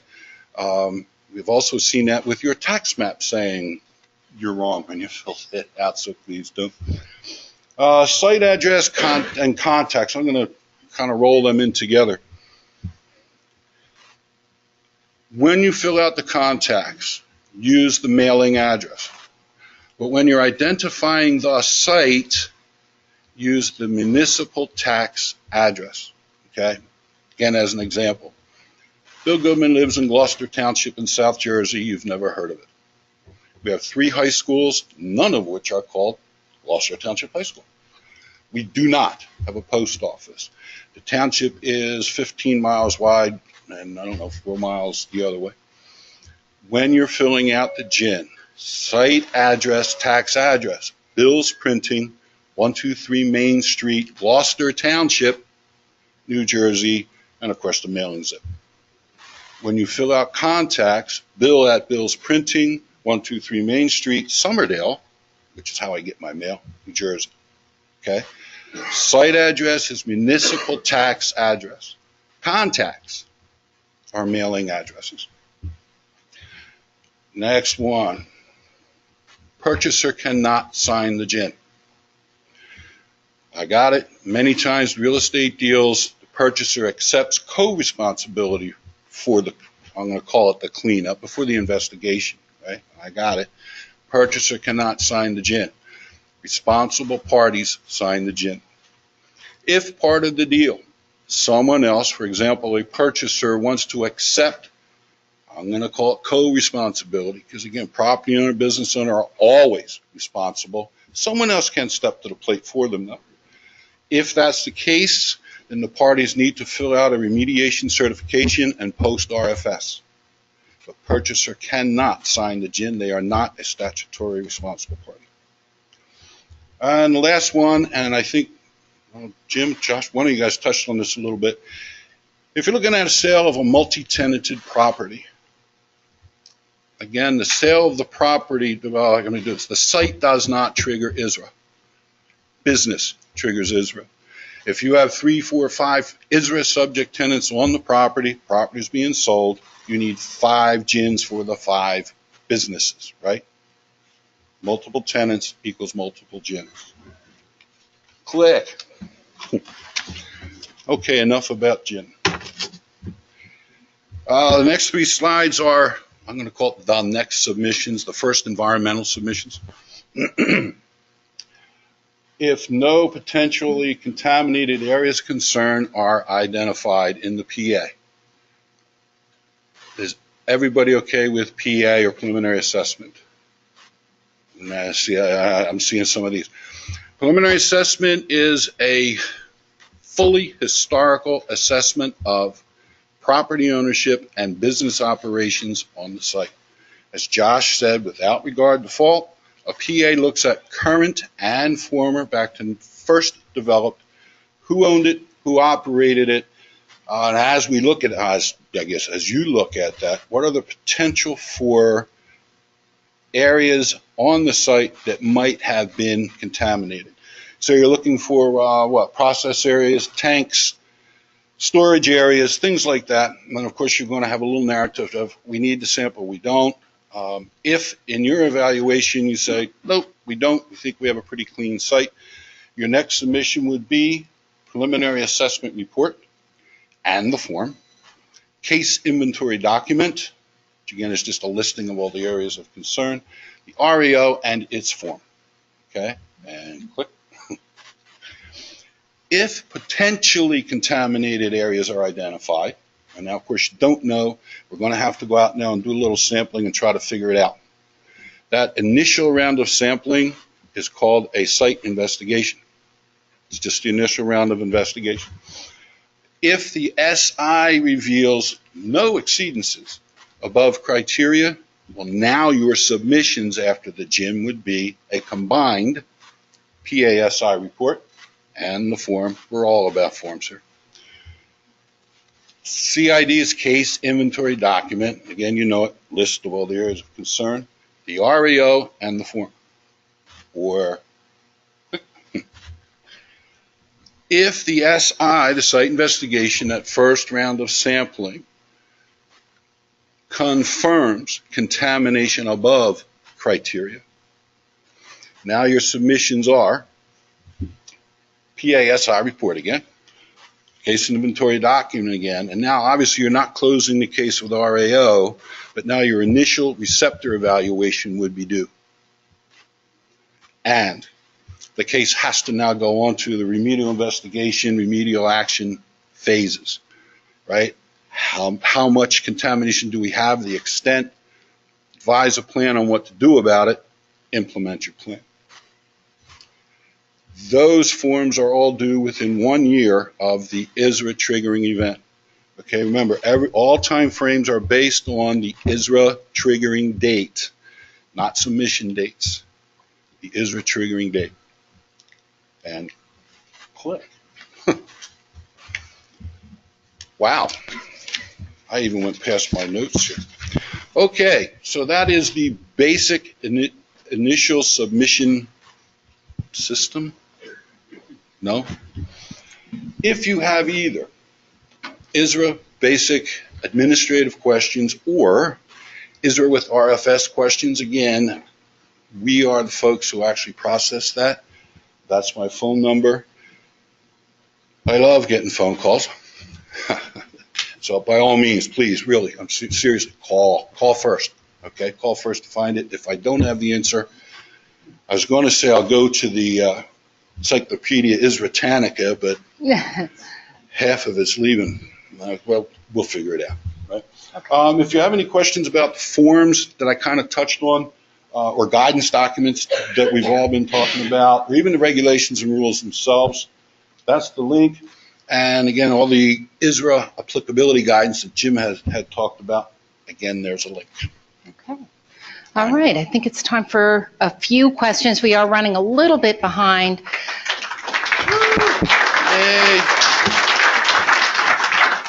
Thank you. Yay me. Okay. Good job. Look at Okay. that. Allison, you want to pick up? I don't know where you ended. Oh, cool. He queued it up. Okay. So do we have any in-house questions? Remain. You have a question? Bill, any truth to the rumor that Jim Bono was in his 60s when ISRA went into effect? Well, Atwood, what I actually can tell you about that Jim used to be about 7 foot tall. We have to have fun with this or else it doesn't work. Hey, Jim. Bill, I have a question. Sorry. Hi, I was wondering, what's the status of non-applicability or de minimis quantity? How does that? De minimis? De minimis. No, that's okay. We're getting to that later. Right. Okay. I'm sorry, I was just about to say that Josh is going to become, I think, following me, right? Josh is going to be talking about the alternate compliance options, de minimis waivers. I didn't really touch it because I know Josh is going to handle that. Will DEP ever start up the non-applicability ISRA determinations again? No, Not probably being not. high management, I don't know. My guess. All right, let's Nope, take a it's on couple. you. Let's just take a couple of them. Okay, on the webinar, we have Roger Ferguson's asking, what are the consequences if the ISRA RP does not complete the remediation? Can the transaction still be voided? You mean if you're out of compliance, you go to enforcement. We don't void sales, right? I'm gonna, Jim, okay. The original ISRA statute did include voiding a transaction, and that was something that the state could do. But now I believe that's reserved for the buyer in an ISRA transaction. They still have the right to make a civil action and to attempt to void the transaction. That's a pretty big deal. To make something, to reverse something. Right. Follow, I guess, in with that, sorry about this. If there isn't as a trigger, and the trigger itself is voided, right? You got sale property, signed agreement of sale, you start the case, but the sale goes south, right? Well, now there is no trigger anymore, right? Case is done, withdraw the case. It's one of the notifications in the GIN, right? Let me know, get rid of the case. However, with that though, any contamination discovered must be reported and of course addressed under the Spill Act. Okay, that's good. Okay, I think we'll take one more. If an owner-operator cease operations, which is the ISRA trigger, then a few years later wants to sell the property, is this a second trigger? No ISRA applicable activities were occurring after the cessation trigger, and the LSRP has not issued the RAO yet / at the time of the property sale. Wow, you know what? I actually had an email this morning. This is cool. Okay. That's probably him. Yes. How'd I do? That's wonderful. Thank you. Okay. Appreciate that. All right. Any other questions in-house? Hold on. The thing to remember about this is that the earlier cessation was a trigger. that at that time, property owner and or business owner were required to complete the ISRA process. That doesn't go away. Just because a tenant goes away doesn't mean that that ISRA responsibility isn't still there. So absolutely yes, an ISRA case has to be initiated for this, and yes, the sale of property would be a violation because there's an ISRA case here that's not completed. Well, just to clarify that, so let's say there was a cessation. So the operation ceased years ago, and they got all their NFAs at the time from ISRA, and now they are selling the property, but they have their previous NFAs. Regardless of what the clients and their attorneys want to do, does it re-trigger ISRA? No. Again, business triggers ISRA. You have to look at triggering events that affect the business, okay? If ISRA is triggered and you have satisfied the ISRA requirements, got your RAO or in the past NFA, just because you're a commercial site does not trigger ISRA.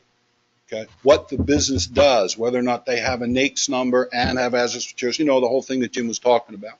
Okay. If they still exist there, yes, ISRA has to be complied with. If they have complied in the past and non-ISRA tenants have been on the site since then, there is no ISRA trigger. All right, thank you very much. And All right, thank you, Bill. Good job. Wait, one more? We're going to wait. No, we're going to wait. Just follow on to that. If you have a cessation years back, everything shuts down, no further operations occur, but there's no RAO, there's no final finality to the ISRA process, and then the property is to be sold. Okay, at that point, is there a separate ISRA trigger due to the sale while there's still this ongoing cleanup from the first trigger? Actually, you mean about, is it two triggers? The Yes, first one is but cessation, and the Again, next one the is, cessation years past created an ISRA obligation. That ISRA obligation has to be satisfied. Until it is satisfied, well, until you have at least gotten to an approved draw with RFS or having your final remediation document, we consider the business still exists.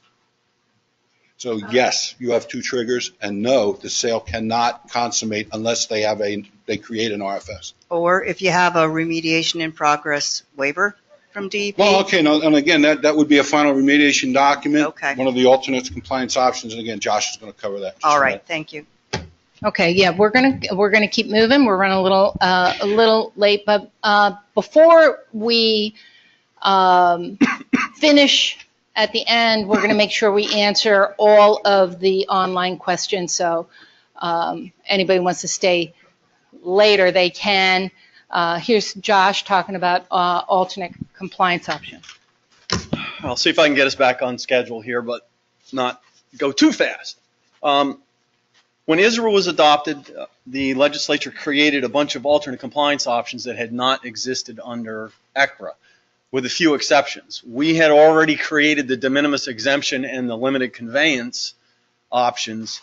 However, they were more restrictive than what the legislature put into the statute. So we had to change our regulations to implement these new provisions as codified in the ISRA law. All right, I guess I'm clicking. Oops, I go too fast. How do we get questions? I went the wrong way. All right, so let's cover de minimis quantity exemption. A facility is subject to ISRA, as Jim had said, if you've got a subject NAICS number listed in Appendix C, and you have hazardous materials on site.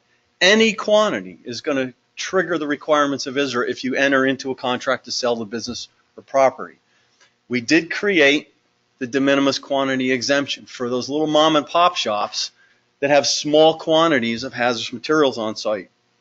Some of the conditions, though, are they never exceeded these quantities at any given time during their ownership or operation. The key here is the date of ISRA, which was December 31st of '83. So anybody operating on or after that date, if they meet the criteria of having 220 gallons of hydraulics or lube oils, or up to 55 gallons or 500 pounds of other hazardous materials, which includes petroleum products, they could qualify for the de minimis quantity exemption. Again, they can't exceed these at any given time, and never exceeded that storage during their ownership or operation after the December 31st date that ECRA first became law. LSRP is not required to be hired to file a de minimis exemption, but the owner-operator needs to submit that and get the de minimis approval before they go forward with their transaction. They submit the de minimis quantity exemption application and a $300 fee, and the DEP will then review that document. We do cross-check DEP's right-to-know program filings that were made by these facilities to make sure that what you're telling us on the de minimis application is the same information you told the right-to-know program under their authorities, the types and quantities of hazardous materials that you used during your ownership or operations.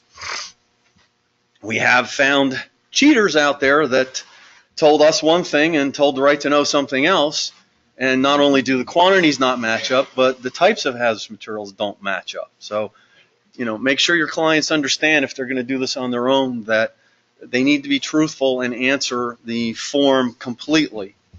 There is a separate de minimis form that gets filled out. And in that form, we do ask, have you ever heated your facility with oil? Trying to be fair to the regulated community, we did create an exemption for an unregulated heating oil tank. If that tank has been removed and it has a no further action approval or an REO, you need to list that tank and its quantities on your de minimis form, but give us a copy of the no further action letter, and then we would allow you to exempt that from your total quantities and still meet the criteria for a de minimis. That's the only exception we've made, and again, because on the de minimis application, we've always asked, how is your facility heated? Is it by oil or natural gas? Was it ever heated by oil? And if you've answered that question, yes, I did have oil, if you took that tank out and have a no further action, we'll allow you to exempt that and still submit the application for a de minimis. Now, as I say, you need to get the de minimis approval before you go forward with your transaction. So you can't sell the business or property if you're ISRA subject unless you have a de minimis exemption, provided you meet the criteria for that exemption.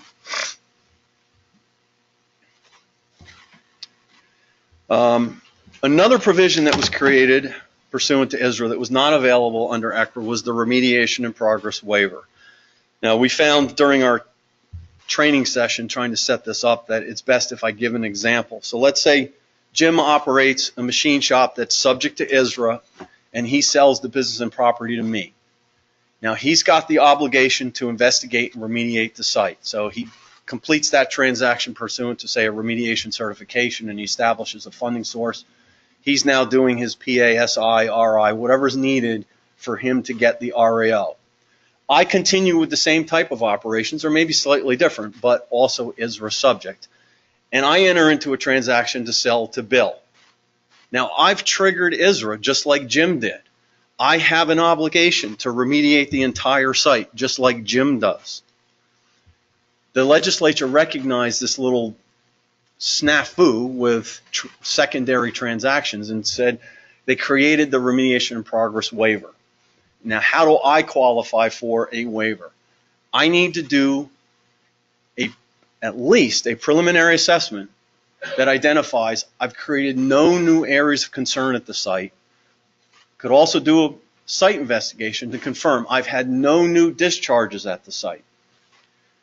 I need to be able to confirm that Jim has a remediation funding source established for his case sufficient to cover the cost of the cleanup at the site. Based on that PASI that I do and his remediation funding source that's sufficient to cover the cost of the cleanup, you would submit the alternate compliance option form to the DEP with your certified PA or PASI, and DEP issues the waiver. Now, the waiver allows the transaction to go through, but it's not completion of my obligations until an REO is issued.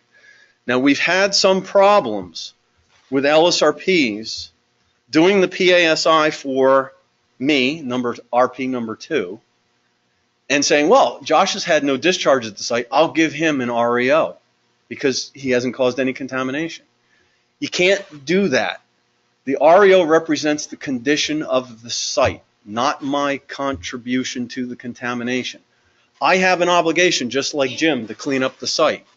The best you can do for me is submit that PA that shows there's been no new discharges at the site and ask the department for a waiver so that I can do my transaction selling the business or property to Bill. Again, we've had problems where the LSRPs have issued the REO, and then when we say you have to withdraw it, it's like, why? My guy hasn't caused any contamination. He has an obligation to clean it up, and the REO, again, represents the condition of the site, not your client's contribution to the contamination. If I've had a spill, the LSRP can move forward with me to clean up my individual spill and issue an REO-A for area of concern, and then submit the application for the waiver for the entire industrial establishment. Word of warning here. The issuance of the waiver, which authorizes the transaction to go through, doesn't release the responsible party from their obligation to clean up the site. We have had problems on the alternate compliance options form with people crossing off language. Hold on, I've got it here. The alternate compliance options form, the section that pertains to the remediation in progress waiver, which is section B, question number 4 has a statement that says, I understand that if any time the lead case falls out of compliance with the remediation schedule is unable to maintain the required remediation funding source, I am obligated to establish a remediation funding source to cover the difference between the posted amount and the cost to remediate the site, and I have an obligation to complete the remediation. You know, ISRA puts responsibility jointly on the owner and operator to clean up the site. Issuance of the waiver only allows me to do my transaction. It doesn't release me of that responsibility. You can't cross off that statement on the form because you think your client hasn't caused any contamination. You need to leave the form alone because it's a statutory requirement that the site be remediated by the industrial establishment, which industrial establishment number 1 was Jim, industrial establishment number 2 was me.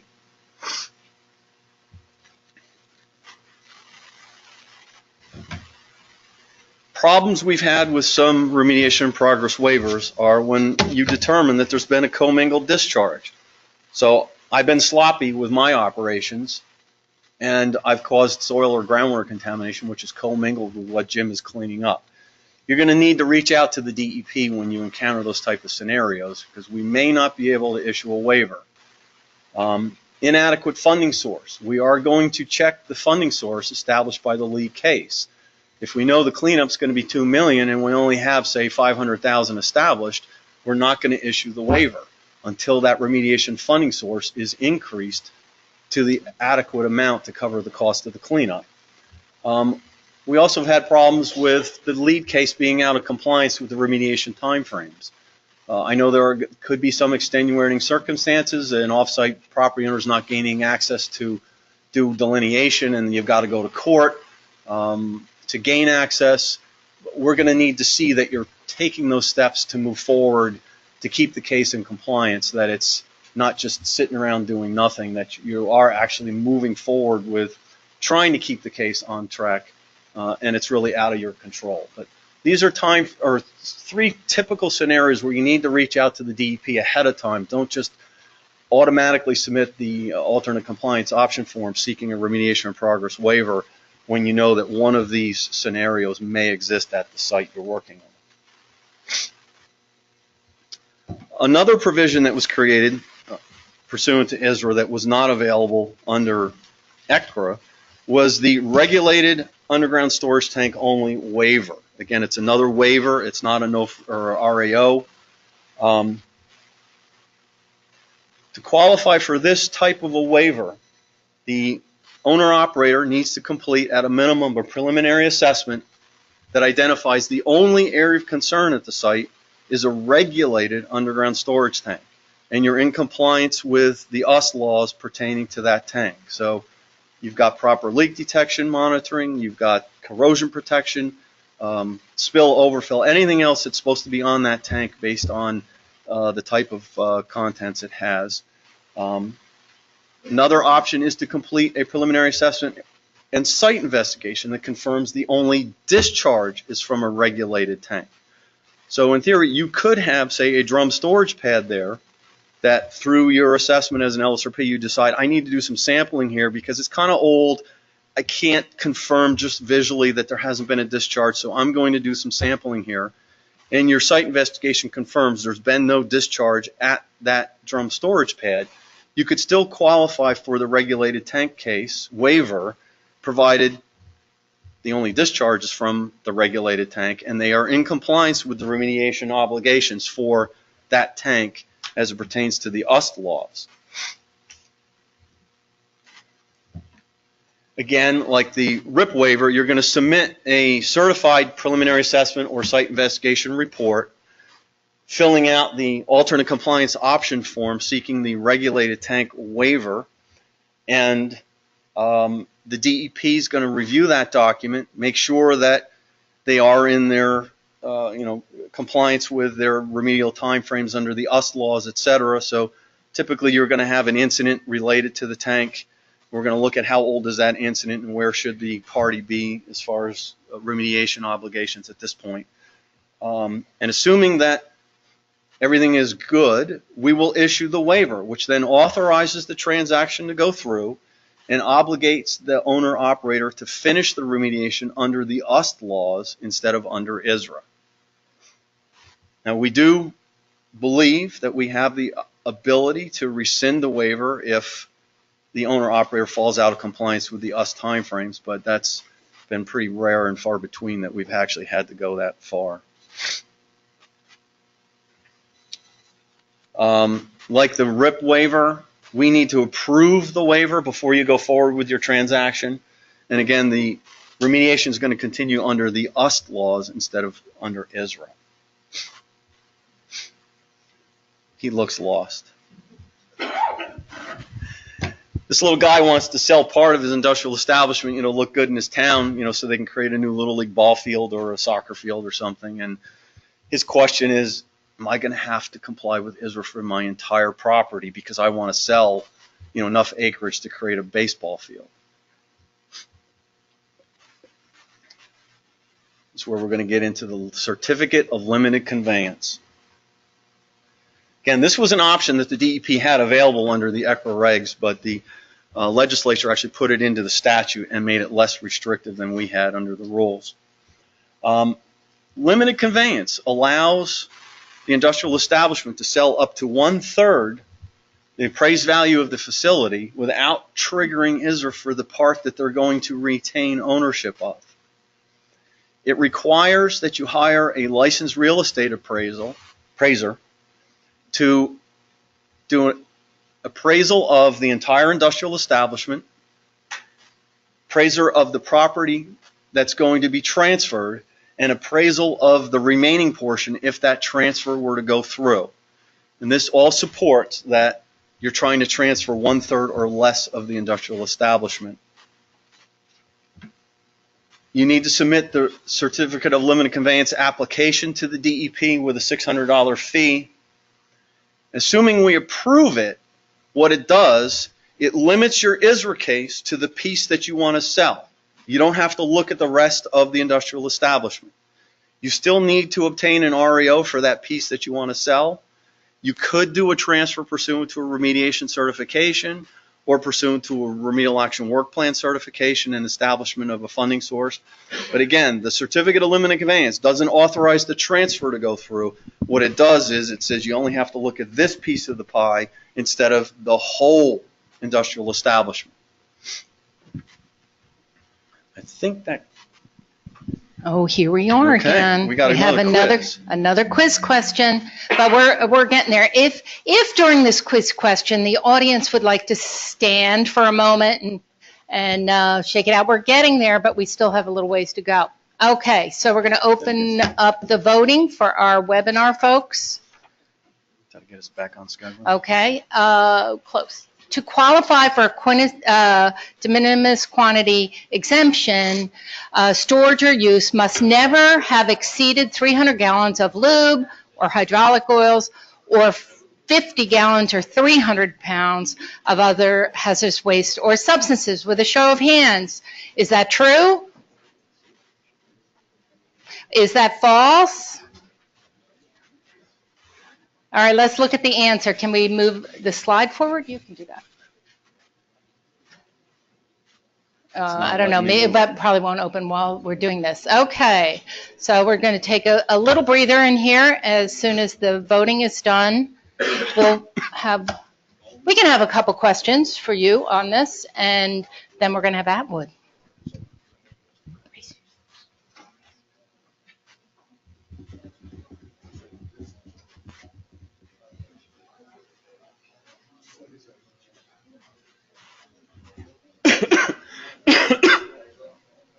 You want to take questions now while we're?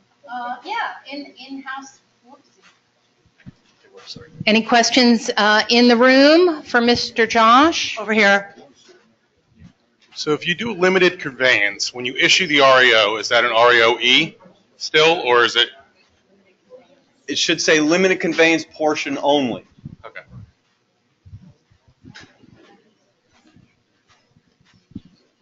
Other questions in the room?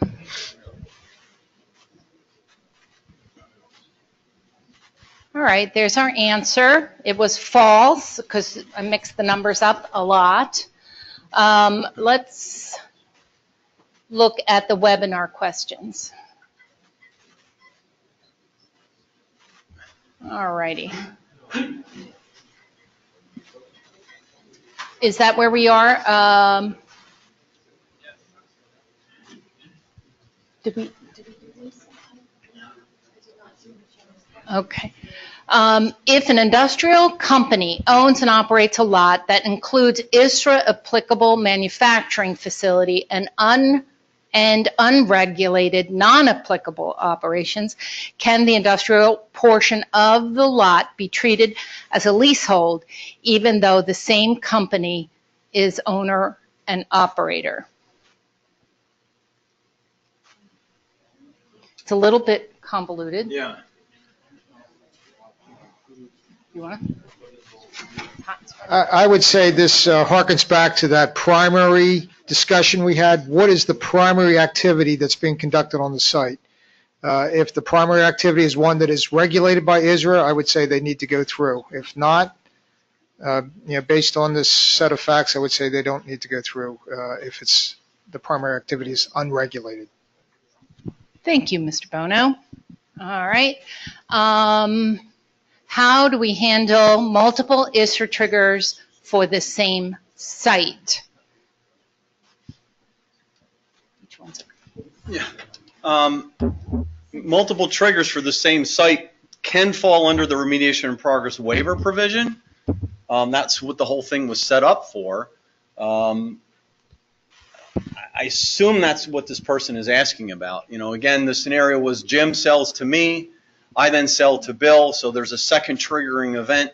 How can I complete my transaction since the site's still undergoing remediation? And the remediation progress waiver is that provision that allows me to complete my deal, provided the new PASI supports there's no new discharges at the site that I should be responsible for, separate from what Jim is dealing with under the lead case. All right, we're going to take one more. What? Jerry needs to correct something. Go ahead. Jerry Hahn. Hi. Just a question on the limited conveyance regarding response action outcomes. Yes. Limited conveyance is not in the response action outcomes. No. Approval of the limited conveyance, again, what that does is it limits the ISRA case to the piece of the pie that you want to sell, again, say to the town to create a ball field. You then still need to comply with ISRA for that piece that you're going to convey. So you have to do at least a PA or a site investigation, possibly a remedial investigation or remedial action, and get a RAO for that portion of the site that you want to sell before you complete the transaction.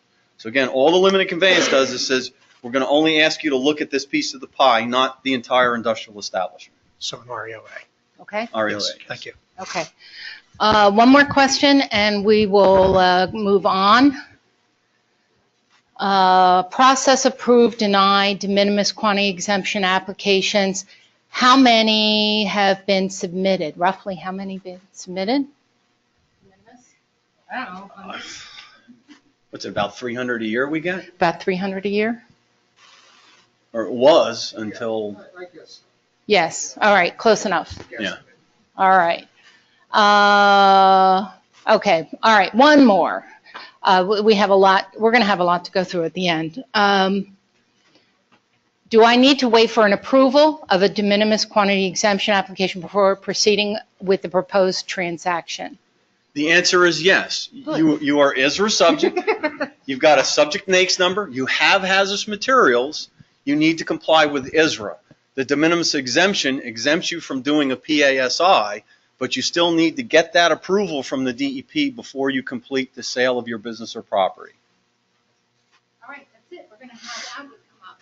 Thank you, Josh. Thank you.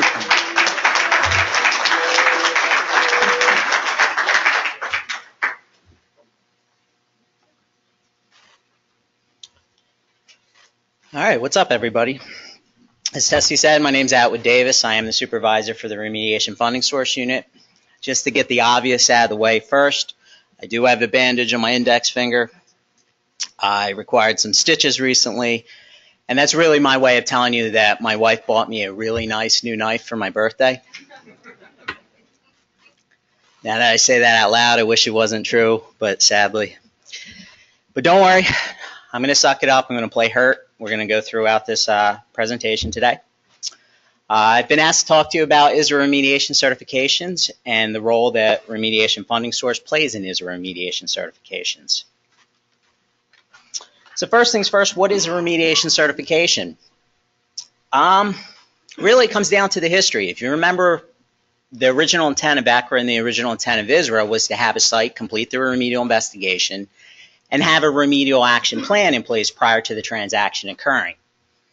This isn't realistic. Things like property sales, business sales, sales of assets, stock transfers, they all have to occur to keep the economy moving, to keep the economy growing. The department quickly realized this, so we offered relief in the form of administrative consent orders and remediation agreements. The remediation certification is the new version of the remediation agreement. It allows the ISRA transaction to occur real time with no delay. On it, the owner, operator, and RFP will certify that they are liable for ISRA compliance. And as a requirement to our remediation certification, you do have to establish and maintain a remediation funding source.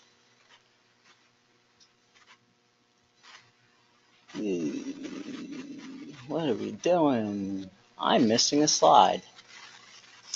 Or no, I jumped a slide. Did I? Nope. Missing a slide, but that's okay. So what is the remediation certification? Really what it boils down to is it's a form. I know that makes everybody excited. More forms, that's what we do here. We love forms. What do you expect with the Site Remediation Reform Act? Sorry. That's like my only dad joke today. I promise. I promise. But on the form itself, you're going to be giving us the site location, give us information on the subject owners, operators, what the transaction is that's occurring, but most importantly, you're going to tell us who is the party or parties agreeing to conduct the remediation. So really what it comes down to is who can be responsible. Taking a look at that list, anyone. If you're willing to volunteer as tribute, sign the dotted line, and put money up, we'll let you. Problem with that, Biz, and as we caution, Josh has cautioned, Bill, Jim, once you're ISRA subject, once you trigger ISRA, you are always ISRA subject. Somebody else agreeing to conduct the remediation for you does not take away your liability. As we like to say here, ISRA is the gift that keeps on giving. So in order for the transaction to occur real time with no delay, the department needs certain things in-house. We need the remediation certification form. We need the remediation cost review and RFS-FA form for the initial amount. What this is going to be the supporting information that supports the amount of RFS that you're actually establishing. We need the original remediation funding source mechanism, of course, established in the appropriate amount and supported by the remediation cost review. And the department needs their money up front. The original 1% surcharge check for the initial amount, 1% the amount of RFS that's being posted. That's not applicable for self-guarantees if that's the mechanism you're using. So as we move on, we say you got to establish RFS. What is RFS? To simplify it, RFS is just a financial guarantee to the state and the public that there is funding available to complete the remediation should it be necessary. In the event that a person responsible for conducting the remediation falls out of financial favor, I have the ability to take that money, stick it in a dedicated account to be used for the site cleanup at a later date. Currently, we have just shy of 1,100 sites that are posting RFS. I'm overseeing a little bit over $1.4 billion in RFS. So if there's anybody out there that is versed in setting up Cayman Island accounts, just see me afterwards. We can have a nice discussion. In terms of ISRA, when do you have to establish that remediation funding source? As we stated, if the transaction has to occur real time, you have to establish the money up front. And if the ISRA transaction is actually going to wait, it has to be done within 14 days after the LSRP certifies and submits the remedial action work plan. Typically, 9 times out of 10, the site that waits is always going to be a cessation. There's no rush, no hurry, no subsequent trigger. We can wait. So we have 5 types of remediation funding source available for ISRA sites. The first 2 on the list, trust fund and line of credit, are actually liquid assets. You can use them to fund the cleanup through our disbursement process. A disbursement can take place for remediation cost incurred or to be incurred in the future. Third one up here is the letter of credit. That's simply just a promise of cash by a lender. In the event there's a failure to remediate, the lender promises to pay out the face value of the letter of credit when the department asks for it. Next one on the list, environmental insurance policies. Same thing. It's a promise of money. In the event of a failure to remediate, the department has to file a claim with the insurance company in order to pull the RFS, just like any other insurance company. The third one on the list is the different one. This isn't actually posting any type of money. What a self-guarantee simply is proof of financial viability. A company, parent company, entity will provide us with their audited financial statements and then show that they can pass a series of financial tests to basically say, we're financially viable, we don't owe you anything. Side note, we do have our templates and model documents available for all of our mechanisms on our RFS website. So getting into the initial RFS amount, you have a transaction that has to occur real time, you got to post RFS, chances are you don't have a preliminary assessment completed or a site investigation completed. In this case, under ISRA, we offer you 2 options. To post $100,000 up front if there's no contaminant information known, or $250,000 up front if there is no groundwater contamination. Surrogate amount must be certified by the LSRP of record. This wasn't always the case. Within the last year, we've been firm on this. The LSRP has to certify the amount via the remediation cost review form. This is simply because per Brownfields and Contaminated Site Remediation Act, the RFS must be established in an amount certified by the LSRP. And then finally, surrogate amount is only good for 1 year. After 1 year, you have to update it with your next annual RFS submission. The other option that you have if you don't want to do a surrogate amount is you do initial RFS in an amount that correlates to site-specific cost estimate. The LSRP would provide the certified detailed cost estimate that documents all remediation cost.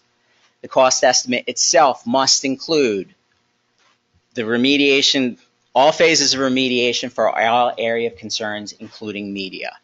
We also need to see the costs associated with the operation maintenance and inspection of engineering controls. This is a must. This has to be there at all points in time with RFS until such a time a remedial action permit has been obtained, and that can be dropped off. It becomes financial assurance.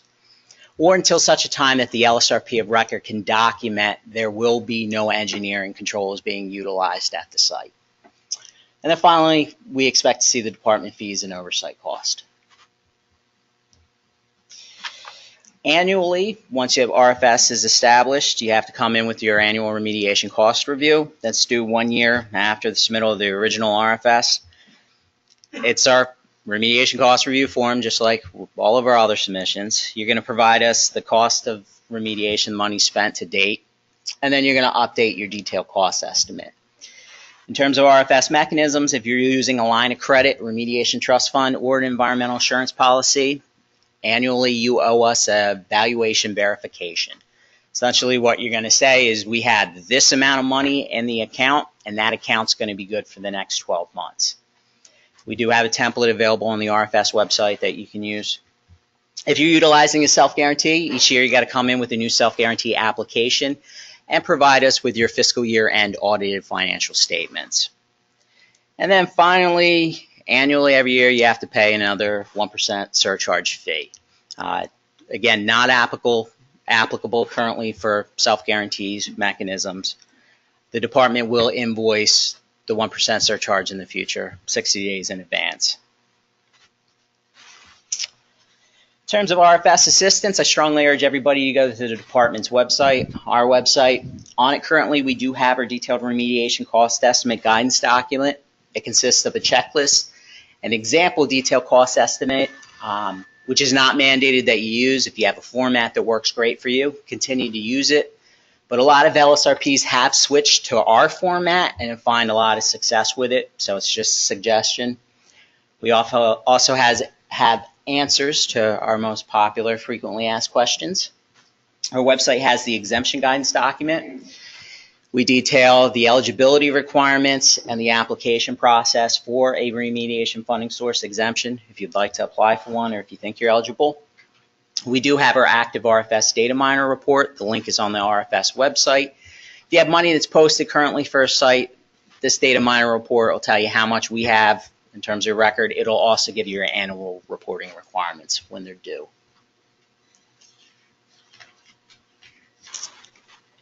And I think that's... Okay, we have one. I think this is our last quiz question. And then we're going to take questions. Atwood will take some questions. So, in the room and on the webinar, an application for a remediation certification must include a remediation cost review and RFS or FA form and a copy of the remediation funding source instrument. Is this true or is this false? Oh boy, we have mixed. That's because people are getting a little dizzy at this point. Okay, so everybody online is voting, so we can open it up in the room to questions for Atwood.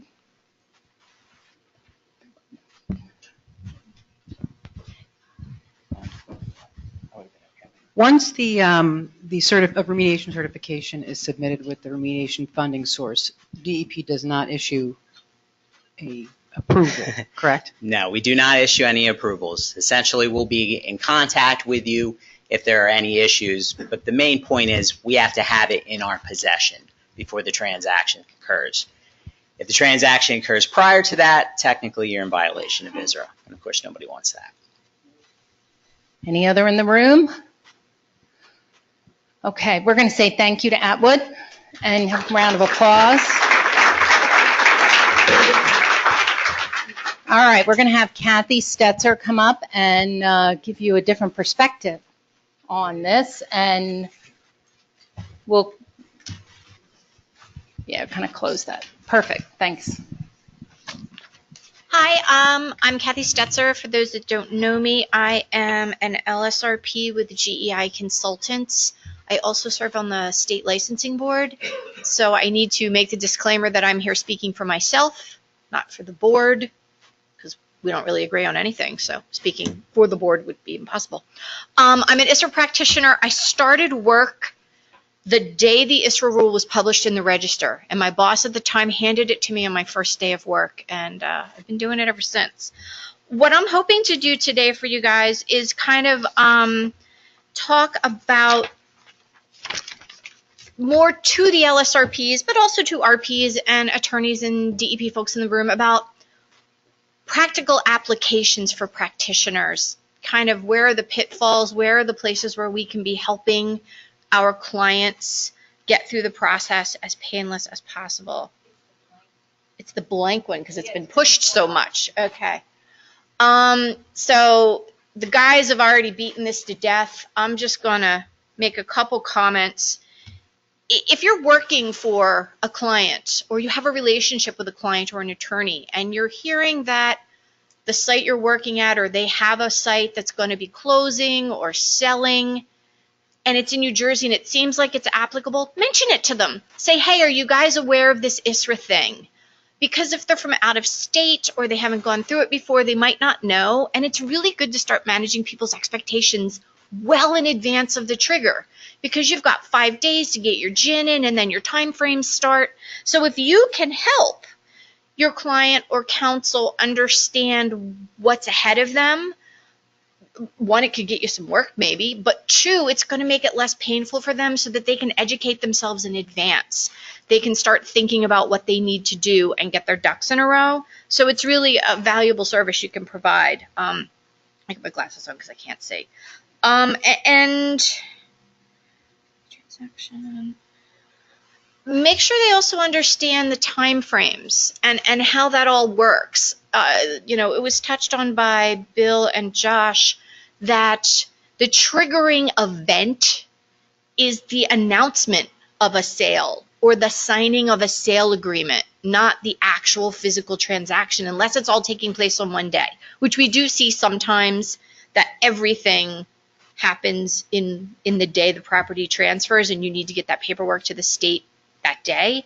But usually there's an announcement if it's a public corporation or there's an agreement of sale signed well in advance of the transaction. That's the trigger. So if they get behind, then when they turn their GIN into Bill, then Bill calls and starts asking questions, you might find out that you've already missed time frames, and nobody wants that. Applicability determinations. Jim talked a lot about it. We're going to be really sad to see him go. There was the letter of non-applicability, which I think this gentleman asked about. It doesn't exist anymore. I get calls a couple times a year saying, will you issue a letter of non-applicability? I have 2 degrees in geology. I'm not an attorney. And I say, no, I don't have a license to do that. I can guide my clients towards the regulations. I can recommend an environmental attorney for them if they don't have one. But I feel I have no qualifications to be issuing a determination. Everybody's got to make that decision for themselves, but if you're an LSRP and you're issuing applicability determinations, you should probably check and see if you have insurance for that, because I'm thinking you don't.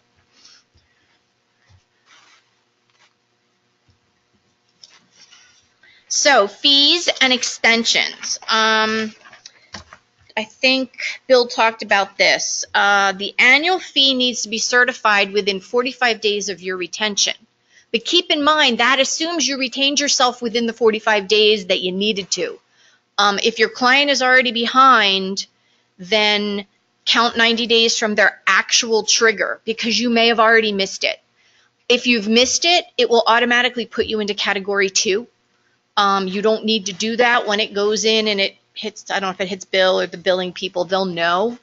But make sure you're paying attention. What I always try to do is the day I retain myself, I fill out the online fee form at the same time so I don't forget. You need to update it within 90 days before the next billing cycle, which is a year from when you get your first bill. So you have time to update it if you find contaminated AOCs, but it really just makes a lot of sense to just do it when you're already in New Jersey Online, do the fee form at the same time so that you don't forget. Because if you forget and you blow the 90 days and your client ends up in category 2 because you messed up, it's not a comfortable conversation you really want to have with your client. Update. Make sure your client pays their invoice. They're not used to this. You can pay online, but it's complicated since you're the one in the system and they're the one that needs to pay. I usually say bill them. Just check back with them. Make sure that they pay it. because you don't want to find out that you've got a clean PA and now you're ready to issue your RAO and they didn't even get the bill and now somebody's got to pay it and you're usually the one trying to cut the check. So just check with them and let them know they're getting it and make sure they paid it. Get your extension requests in on time. There's no shame, there's no stigma to asking for an extension of a time frame, especially a regulatory time frame, because it's deemed approved no matter what. You're not going to get rejected as long as you get it in 30 days prior or more than your time frame. So if you know you're going to have a complicated ISRA, you're going in, it's an old factory, it's got hundreds of AOCs, just say, look, we should apply for the extension now because you're going to need it and we're all going to forget later. Just do it. If you don't need it, great, but then it's done. Because sometimes it's hard to get the signatures. You're going overseas to get a signature or something like that. Just do it. If you're getting an extension or requesting an extension of a mandatory time frame, that requires DEP approval, and it's only for very specific things. So you need to educate your client that, these extensions exist for mandatory, but they're rare. And there's very specific things you can ask for an extension for. One of them is you're waiting for a permit or you're waiting for access. That means you actually have needed to document it that you're trying to get the permit or trying to get the access sometime before 20 minutes before your time frame shows up, because you're just not going to pass the straight face test. So if you know access is going to be an issue, make sure you got documentation that you're trying to get it. If you know you're going to need a permit, make sure you've turned it in and maybe you've given the state a call to talk about how long it's going to take. But don't wait 2 years and then they're like, oh, I have an access problem, but I haven't asked yet. It's not going to work. So again, then your client's going to say, why didn't you know this? So make sure you understand what you're allowed to get an extension for, and then make sure you're educating your client as to time frames. All right, moving away. So preliminary assessment is the first step in the real, the meat of what we're doing as LSRPs. A bad PA makes the rest of your work junk and subject to DEP coming back and doing a site inspection and saying you missed 50 AOCs or did you look at this document? So the PA is super important. There's a wonderful guidance that Josh and I wrote, the PA technical guidance, which I think is being updated. You'll see a slightly revised one out soon. Read it. It's got a lot of good tips in it. A couple things that I wanted to touch on was reliance on prior NFA RAO. Sarah says you can rely on prior remediation documents. Well, what does that mean? Does that mean you can just say, I got an NFA in 1993 for a prior ISRA site, so I'm good? No, the answer is no. And you are going to have clients that think the answer is yes. They think when they bought that site in 1993, everything prior to that is perfect. And when they trigger, they didn't spill anything, so you're good. Start talking to them early. Get an environmental attorney involved if you need to, because it's just not true. You have to look behind those documents. You're going to get everything. You're going to do an OPA request. You're going to look at Sanborns and aerials and company files, whatever you can. And you're going to have to decide using your own professional judgment if that final remediation document is something you can rely on. If you look behind it and you're comfortable with all the work that was done, then of course you can rely on it. But if you're not, then you're going to need to have that conversation with your client that says, yes, sorry, but there were 3 outfalls that discharged to a wetland for 50 years and nobody did any sediment and surface water sampling. It makes our heads explode, but it's true. You can't just say, well, the state issued an NFA without sampling the wetlands before, so it must all be fine. You have to use your own professional judgment. A couple examples, since people seem to like them, the wetland. There was a vapor degreaser historically at a site, and it was only sampled for TPH, and it got an NFA. Well, do you want to be the person being deposed? So, Ms. Stetzer, you felt that just sampling a vapor degreaser for TPH was sufficient. I don't want to be that person. I know I need to go sample for volatiles. So that's the discussion you need to have with your client. This was not adequately sampled in the past to be in general compliance with the current standards. Do you need to go back and do everything over again? Probably not. But that's a sample I'd want to take. You got a 50,000 gallon underground storage tank that had been removed and backfilled, and someone came in after the fact to collect samples for that tank. And all of those samples were collected at 5 feet. I think maybe they sampled the backfill instead of the tank bottom because it's a giant tank and they sampled at 5 feet. That happened to me. Nobody wanted to hear, I think they sampled the backfill. But you needed to go back and just see, unless it was a giant hot dog tank, 5 feet was not the bottom of the tank. So you've got to think about those things. A chrome plating operation where nobody ever sampled for hexavalent chrome. They only sampled for total chrome. And you see that the total chrome numbers exceed 20, which is the direct contact, the lowest direct contact standard. You probably got to go back and grab a couple samples for hex just to make sure it's not hex. Fire foam, everybody's favorite. PFNA, PFOS, all of those were not constituents of concern back in the day. We now know that fire foam contains these emerging contaminants that have standards. Absolutely. How are you going to sign off on that if you don't go back and look? And people are not going to want you to look. They're not. But you're going to have to. 1,4-dioxane is another one. If you had 1,1-TCA, if you had certain types of other chemicals, it could have 1,4-D, and the standard has gone down substantially. Don't just say it was fine before, it's fine now. You need to think about the science and use your professional judgment. Another example of how it's something we had to deal with at one of our large sites, client did a huge soil remediation, cleaned up TPH to 100, but they never sampled for any other compounds. Pretty likely that if you clean TPH up to 100, you don't have PAHs or metals or other things still left behind. And it was a really large area. So we just went and spot checked. And we sampled a couple places for BNs and metals, and we didn't find anything. So I could use my professional judgment and say, because they cleaned up to 100, I'm comfortable that they got it all. And that's, that was my professional judgment. That's how I chose to do it. Other LSRPs may choose to do it differently. But that's a good example of they did a huge remediation, but they didn't quite sample for the right stuff, so let's just spot check it. All right, this one, super important, especially for people that work more in the phase 1 due diligence world. And this is where a PA is really, really different than a phase 1, is there's no line in your PA that says, I'm still waiting for my file review, and I'll let you know if I find anything. You can't do that. You have to get everything.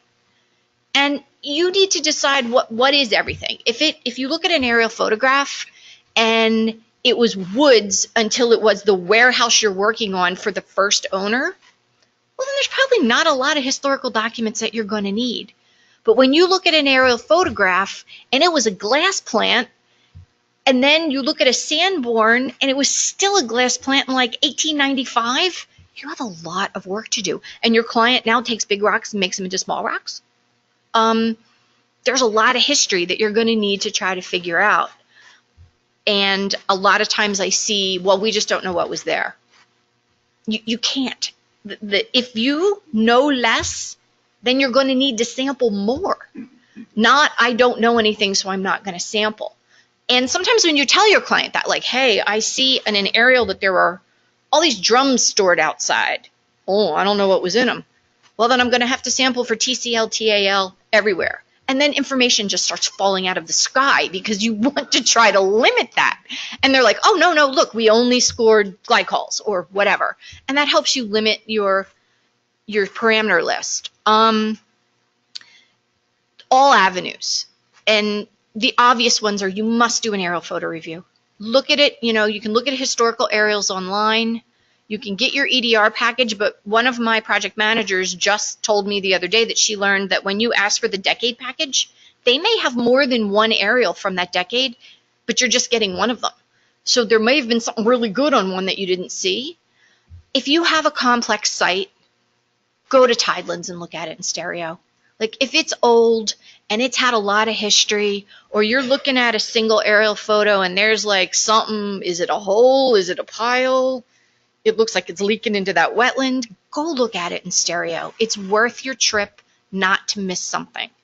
And you really can see a lot more on the Tidelands maps or aerials than you can just from EDR or looking online.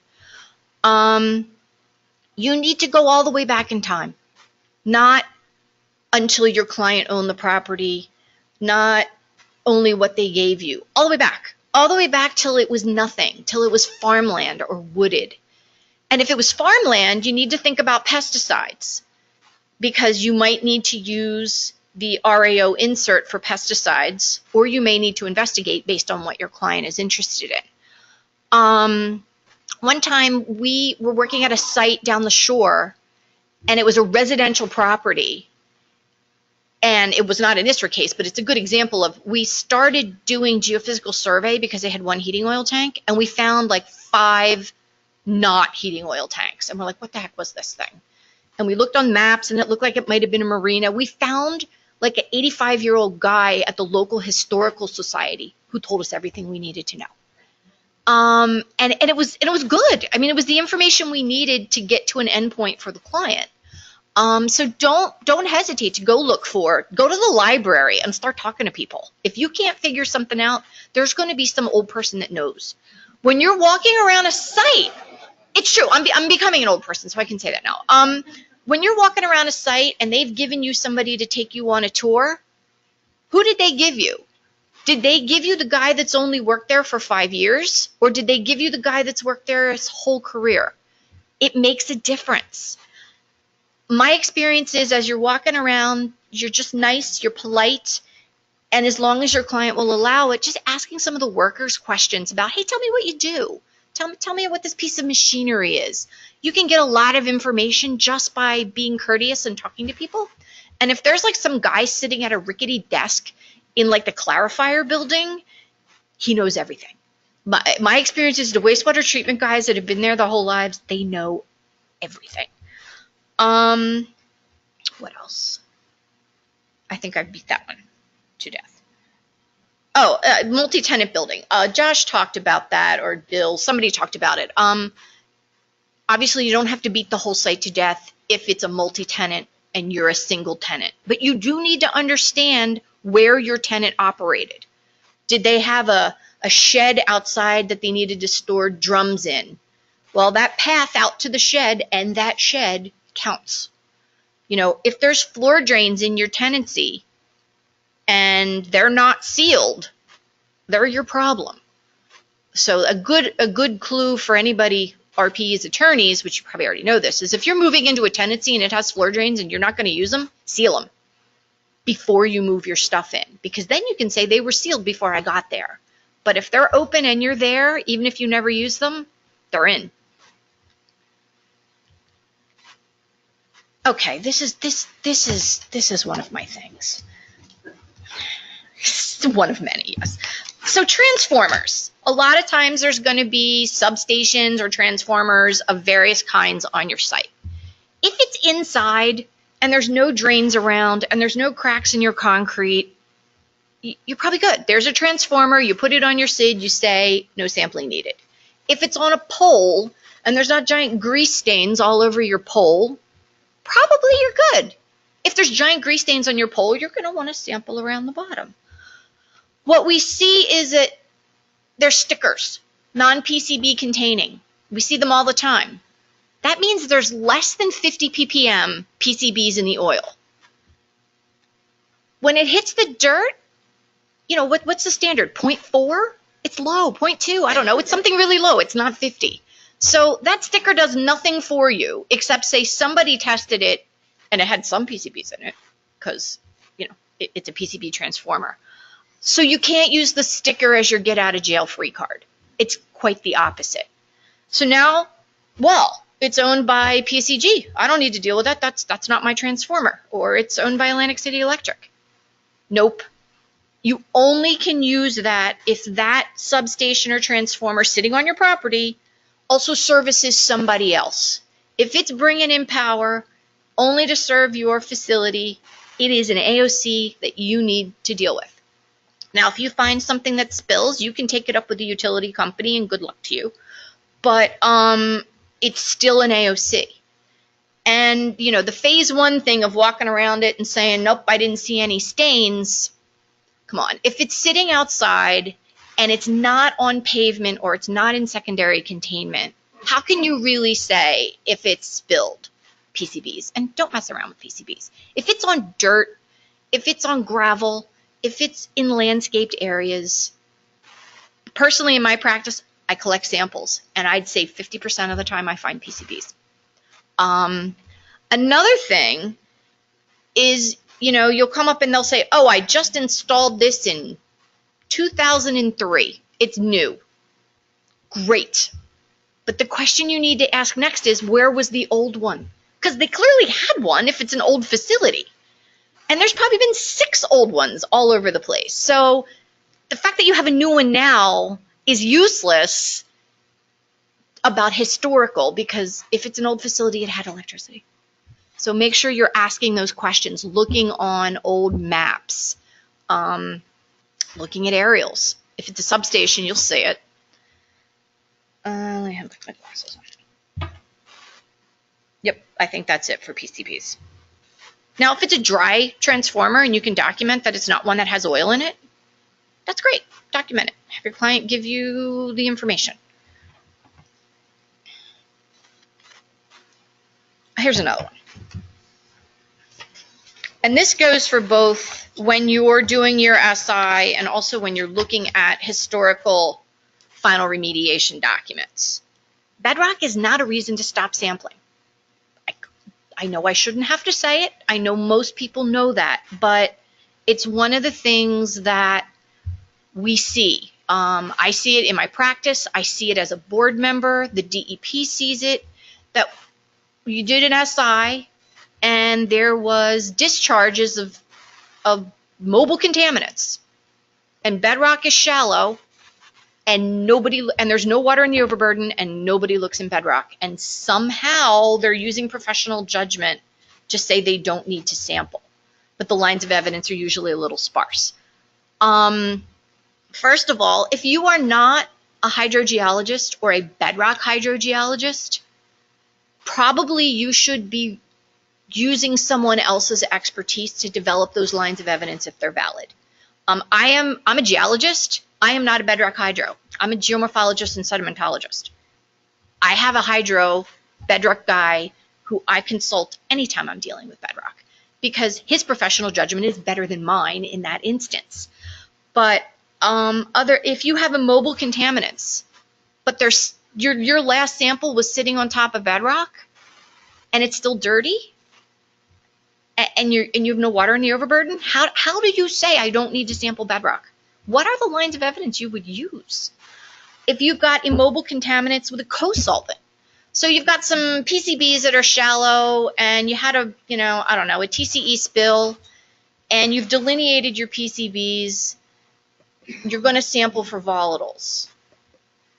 Do you really not want to sample for PCBs also? Because they could have been co-solvented into the bedrock or into any groundwater for that matter. If you've got a co-solvent with an immobile compound, you need to have really good lines of evidence if you're not going to sample groundwater for those. Rock matrix sampling is something that a lot of people don't think about. When you know you've got dirty groundwater in bedrock, understanding if your rock matrix is the source is a good thing to do early on, so that you're not just beating your head trying to remediate something that just keeps shedding more solvents. But really, the clients don't like sampling bedrock. I don't blame them. I don't like it either. But unless you have solid lines of evidence that are science, I don't know how you avoid doing it. And if you do avoid doing it, the DEP could catch it on a review. Someone else could catch it. You could get sued. You could get turned into the board. I mean, you just don't go there. Make sure if you're not sampling bedrock, you have very clear lines of evidence.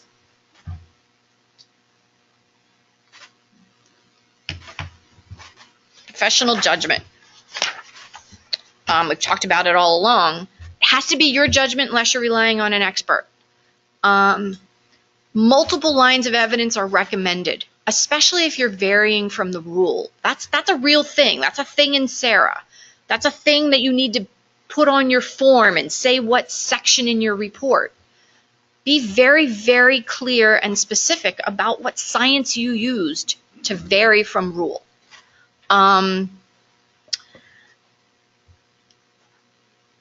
If you're going to rely on old RAOs, old NFAs, like we talked about before, make sure you're documenting why you feel that it's sufficient. If you're going to say, yeah, it's old, it's an NFA, but I looked at it and here's all the reasons why I still think it's good.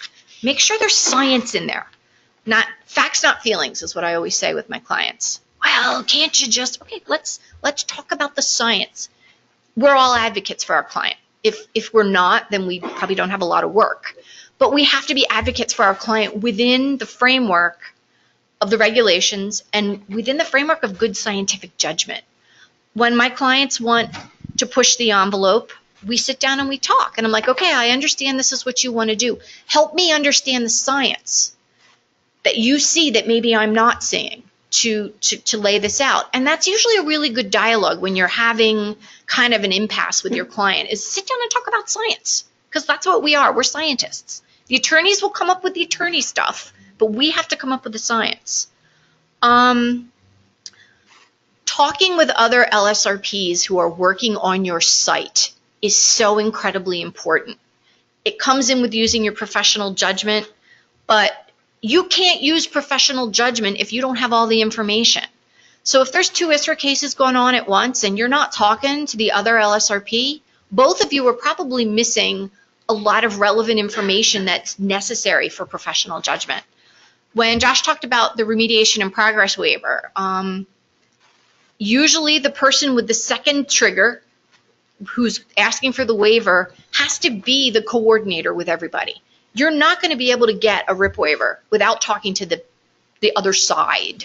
Hopefully you're friends, but if you're not, then there needs to be a dialogue between you and that other LSRP to determine what AOCs are yours and what AOCs aren't. If you've both operated in the same place, making the same stuff, there has to be an agreement. And you really just try as best you can to always interface with other LSRPs working on the same site. It'll save you a lot of pain and it'll make your professional judgment better. And science, facts, not feelings. And now we've got a little bit of time for questions. We do have a couple minutes for questions. First, I want to remind everybody you're filling out your course evaluation form, and we'll take some people in the room. Some questions for Kathy or anyone. There's You can tell when people are getting tired, but yeah. Wait, we got. Hi, Kathy. Regarding NFAs or questionable NFAs from the former reports, do they automatically, when you do PA, they should all be triggering SI? Normally you see those questionable NFAs for. If you've got a secondary trigger and you're coming in and you're reviewing it and you find a vapor degreaser that was only sampled for TPH, yeah. Okay, thanks. And secondly, and some are fuzzy. I mean, some aren't that clear. Some maybe give me more information. It's not always sampled. And you got to see at that time the requirements were different, right? We used to sample for TPH and. Right, exactly. It was different then. But when you're an LSRP now issuing a site-wide RAO, you're giving the entire site a clean bill of health all the way back to the beginning of time. So that AOC is still your problem, because if there's a vapor degreaser that was only sampled for TPH and my client and the new client doesn't use it, how can I issue a site-wide RAO saying the site is clean if nobody sampled that thing for volatiles? You just can't do it. So 9 out of 10 times that's going to happen. They didn't have this elaborated standards back then, right? Now we have, as you know, the table 2.1 has changed from the former. And that's where professional judgment comes in. Sometimes you can say, I have enough information that I feel comfortable. And sometimes you're like, oh, heck no, that's just not going to work. Thank you. I'm just looking for a little bit of clarification on triggering events for ISRA. In the beginning of your talk, you said, at the moment the sale goes down, the ink hits the page of a property or a business, that'll trigger ISRA. But that may happen before or after a company physically locks its doors or announces to its staff that the company property is being sold. So it's and guys, correct me if I'm wrong. I mean, usually, in advance, there's been an announcement. The company announces we're going to be shutting down in 6 months. That's your trigger. Or they've got a buyer and it's secret. And they've signed a sale agreement and they haven't notified their employees yet. That's your trigger. There are ways that you can submit a GIN confidentially so that the state knows who you are, but it doesn't become part of the public record until after the transaction actually takes place. So that can happen. So if they don't want people to know, but there's been a sale agreement, that's your trigger. I have seen, and I don't exactly understand how it works, it's a legal thing, not a technical thing, where it all happens in one day. And we let the state know in advance, and somebody hand delivers, everything gets signed at closing. The GIN gets signed, the remediation agreement gets signed. They've already retained an LSRP because you can't have a remediation certification without an LSRP. And then it's good to just call Bill and let him know it's coming. And then you hand deliver it the day of the closing. Okay, I have 2 quick announcements. First of all, we will be getting you out by noon, which is in a few minutes. If you need credits, make sure you sign out to receive those credits at the table where you signed in. The second announcement is we realize there are a ton of questions on this webinar. We thank our webinar participants for writing them in. We're not going to be able to get to all of those questions today or at this time, but if we will make sure that your questions do get answered by the speakers. So we'll take what we can during the last few minutes before we release you for lunch at noon. In-room guy. Question in the house. Yeah, Kathy, this is more of a practice question. So if you took over a case mid-ISRA, do you redo the PA? Do I redo the PA? Yeah, do you, how far do you go? Like, obviously, the PA is probably your most important starting document. It's the most important document. So somebody else has written the PA, it's been submitted by the state has accepted it. Yep. You just, are you taking, when you take over that case, are you going back to, square one? Yes, I am. I'm not going to redo the PA. I'm going to review it, and if I find new AOCs, if the PA is substantially compliant, I'm not going to redo a PA. I will add those AOCs in my next whatever I'm turning in, an SI or an RI. I'm going to go sample them, and I'm going to include them. If the PA is actually junk, I will redo the PA. Okay. All right, we're going to ask Mr. Bono to come up here. Oh, it's a cake. Waste pouring out of it? Yes, we have a very special cake for a very special guy. So this cake that is the toxic waste is spilling. It says, "So long, Mr. ISRA," and we're going to put it on the back table and let everybody have a piece. The cake itself is not toxic, so we're going to miss you. Thank you, everyone.